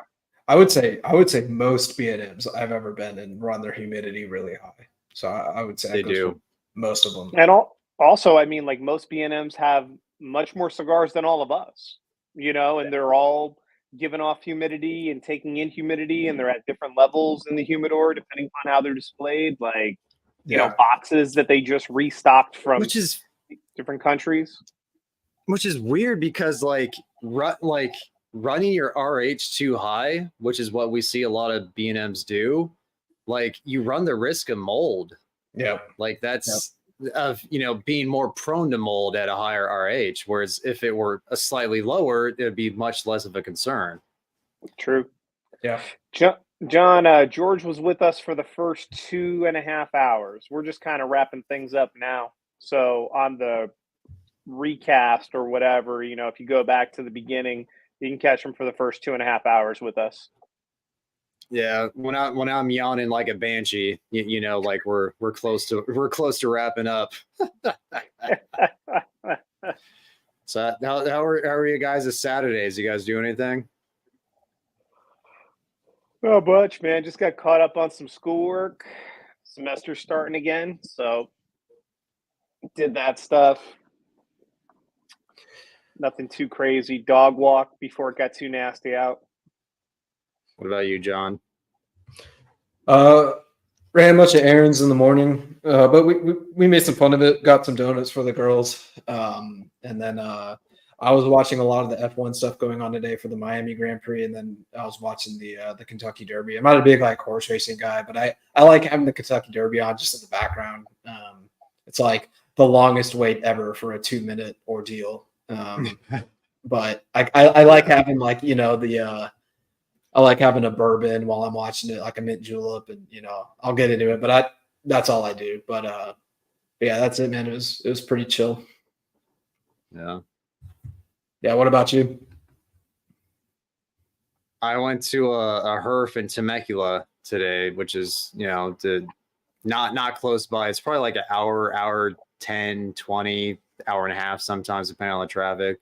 So went there, met up with Roger, saw Roger today. That was tight. That's cool. Saw Fish, Steven. He's the like one of the main moderators on Reddit for our cigars. Okay. Very, very cool guy, very nice guy. So just caught up with that group and just, you know, said what up, you know, exchanged cigars, did that stuff. It was tight. That's cool. But man, for early May, it's still pretty chilly. Like in California, it's like 57 degrees. I'm freezing my nuts off out here. Yep. Yeah, it dipped down over here too. Are they like slightly enamored with the fact that, like, you know, you're a California guy that's so close to all of them and stuff like that for the Earth, and you have the platform that you do? I don't know that they're just cigar nerds. Like they're you know, they're more happy that like I know cigars and like know that like some of the rare cigars that they're talking, because these guys are like, I think I mentioned this to Sal today. Like, I categorize cigar guys, well, hobbyists, in 3 different categories: a cigar hobbyist, someone who's just into the hobby; a cigar wizard, somebody who I consider myself to be, somebody who's like pretty deep into it and like loves cigars and nerds out; a cigar wizard; and then cigar warlock, somebody who has like a lot of expendable income. For one, that always helps with warlockism, with being a warlock. And then 2, just like breadth of knowledge that's unmatched. These guys are fucking cigar warlocks. And so like their collections are just like things I would only dream of. Like, I think I have a lot of cigars. These guys fucking make me look like, you know, peanuts comparatively. Yeah. Wow. Yeah. I have got the new Room 101 hit and run on deck. So Nice. it is coming up to bat soon. Nice. I liked the part 2. Part 2 is really good. So I'm curious how the 3rd iteration is. Nice. I have no idea. Keith needs an invite to the HERF next time. Dude, are you in San Diego? That's 45 minutes. Sounds like San Diego-esque, or like Escondido or something like that. Matt with the D&D classes for cigars. Yes. I thought that I tried sending Keith the invite to the live stream tonight earlier. I don't know, Keith, if you got it or not. Thought that I sent it to you on IG when we were bringing people up. We'll invite you to the next one. That's in Temecula. They do it, at least like what I'm aware of, like every couple of months, every few months. So I'll send you an invite. Typically the 2 that I've been to, they're in Old Town Temecula. Nice area to chill. That's what I was thinking when we were going over Lions, Witches, and Wardrobes, or whatever it was. I was immediately thinking of D&D. Yeah, dude. Warlocks, man. I want to be a warlock one day. Warlock. Just dreaming of being a warlock. Keep on working at it, bro. You'll get there. Maybe. I hope so, if my wife lets me. Well, boys, do you think that we should call it here? We're 10 for us, you know, the different time zones for John, but yeah, we're past the hour mark we'd usually go to. So yeah. Cool, boys. Well, thank you, everybody. John, thanks for coming back on, man, and helping adding some more life and a nice voice, you know, to hear from the confines of your domicile. Yeah, of course, man. I was glad I could hop back on. So sorry for the weather delay there. Yeah. No apologies necessary. Thanks, chat. Appreciate all of you guys for hanging out with us. Go check out Cigar Hound Dog's store and all of his fun swag that he has. Feel free to. Do you know about the CEO Baller cigars? No. Okay, I'm gonna just to finish off the night. Okay. So Roger, in his overview yesterday that he posted for like the BBMF natural that he did, towards the end of the review, he starts talking about like cigars being like really expensive and like these $125 cigars just being so crazily priced and stuff like that. And he's like, you know, I'm working man cigars. Like, I'm just a working man, you know, this isn't, and just jokingly he says, this channel isn't CEO Baller Cigars. Just as it's just the way Roger said it and like laughed at himself while saying it. I was like, that's fucking amazing. So what I did, being a troll, I created a channel called CEO Baller Cigars. And I use that clip of Roger as like the only content for the channel so far. We'll see if anything else happens out of it. But also, I added merch to my store of CEO Baller Cigars, which you can now have your own stickers of Roger's face with animated sunglasses with money signs and a big cigar sticking out of his mouth. That's the logo with CEO Baller Cigars underneath. I went that far. Like instead of editing this morning, instead of editing videos this morning, I just worked on putting that shit up on my store. That's all I did. Wow. That's how committed I am to this stupid troll that I'm doing, just to get chuckles out of people and confusion. You are a wizard, sir. That is for sure. Yeah, there you go. There's the comment. I was like, yeah, you are a wizard. That's a dedicated. You're a dedicated dude, man. It's a dedicated troll. And on top of that, I actually ordered merch. I ordered some merch, and I can't wait till I get that shirt in and like put it up for review, and then have people like see like what's that guy wearing? What's that say on that stupid shirt? But yeah, and also I put up fanny packs with CEO Baller Cigars branded on it, and I saw there is one order today for the new merch of a fanny pack and a sticker, and it's going to Cheshire, Connecticut. So Pete's already on this. Oh yeah, Pete got himself a fanny pack and sticker. Hell yeah! You know, we're gonna have to roll deep for PCA next year, all wearing some CEO Baller stuff. Dude, CEO Baller Cigars and fanny packs. Yeah. CEO that's the new chat. And here's what I did to like introduce to kind of like and fuck John, you should know about it because I followed all you guys. I followed all your channels, and I also commented on your channels as CEO Baller Cigars. I have to go back. I wasn't paying attention. I'll go back and look. For anybody that's wondering, this is the difference between Cigar Hound Dog and all of us. He created this whole entire other identity, commented on our stuff, and we still have no idea. Oh, you're the guy who said cha-ching. You know how there's woof woof for my channel? Like for CEO Baller Cigars, it's cha-ching. I literally saw that and I just was like, all right. And I just like thumbs up it. I was just like, okay. With money bags. See with cha-ching with money bags. That's CEO Baller Cigars. And I think I put for like I put for the description on his channel on I guess the channel. I put 10-plus-year-old Behike or it's in the garbage. That's the tagline. Oh, yes, that was me. That was me. That was me. Yes. Okay, yes. That makes a lot of sense because I'm like, it's all coming together. Well, I mean, I haven't said it tonight yet, so I'll say it now. Somebody please clip this. We're gonna make a short out of when I realized that Cigar Hound Dog was commenting from another channel on my video. That's a reminder for myself.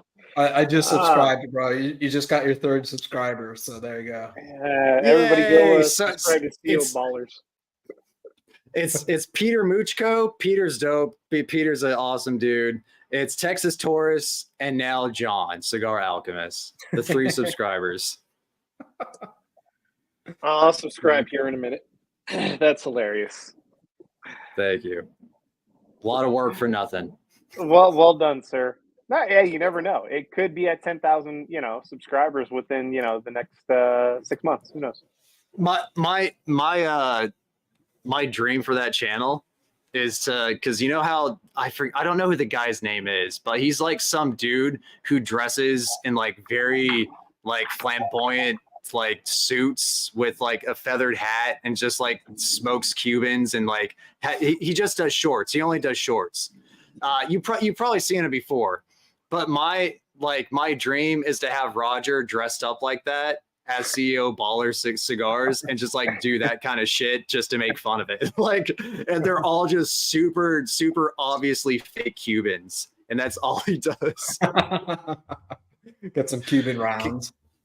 Well, the thing is, it's like a CEO baller would have so much money that they would just like spend thousands of dollars for fake Cubans because they have no idea what they're doing. They just have a shit ton of money. It's like, I got a guy. Like they don't know shit. But yeah, that's my dream.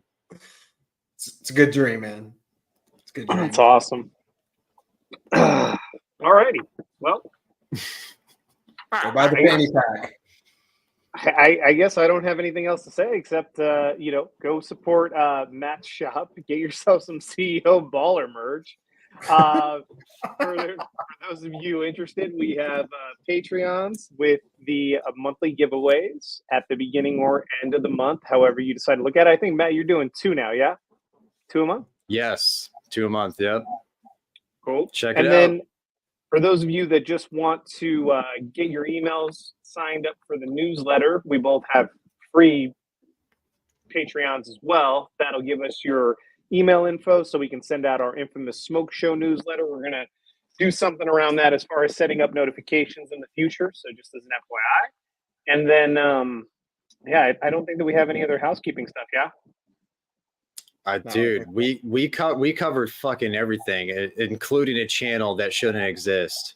I mean, that was the most interesting part, I think. But we actually, Colton, we talked about Kentucky Fire Cured cigars at the beginning of this episode quite extensively. Funny enough.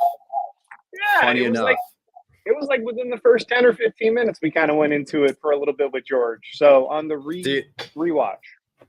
Dude, and I was like, the reason why I did it in the green room, because I don't know if like George would have taken it like kindly to like, dude, you got to bring this cigar back, like it was so good. But luckily he was like gracious as can be, just super chill, just like, thank you, like it was a great blend. I wish I could still make it, all that stuff. So very, very, I appreciate George, and just to like finish this all off, what a guest. Super gentleman, super like obviously knowledgeable. He's been in it his entire life essentially. So just that we thank him for his time, and thank him for his time, and thank him for continuing to put out great cigars for a very, very affordable price. Yeah, absolutely. I think that sums it up perfectly, guys. Well, thank you guys. Yeah, it's always fun coming on with y'all. Thank you, Michael. I love you, dude. Likewise, bro. Likewise. Alrighty, guys. Well, for another couple of weeks, we are out of here. See y'all soon. Hopefully, I don't blow away. Get inside, Mike. Get inside. Later, guys. See you guys. Right,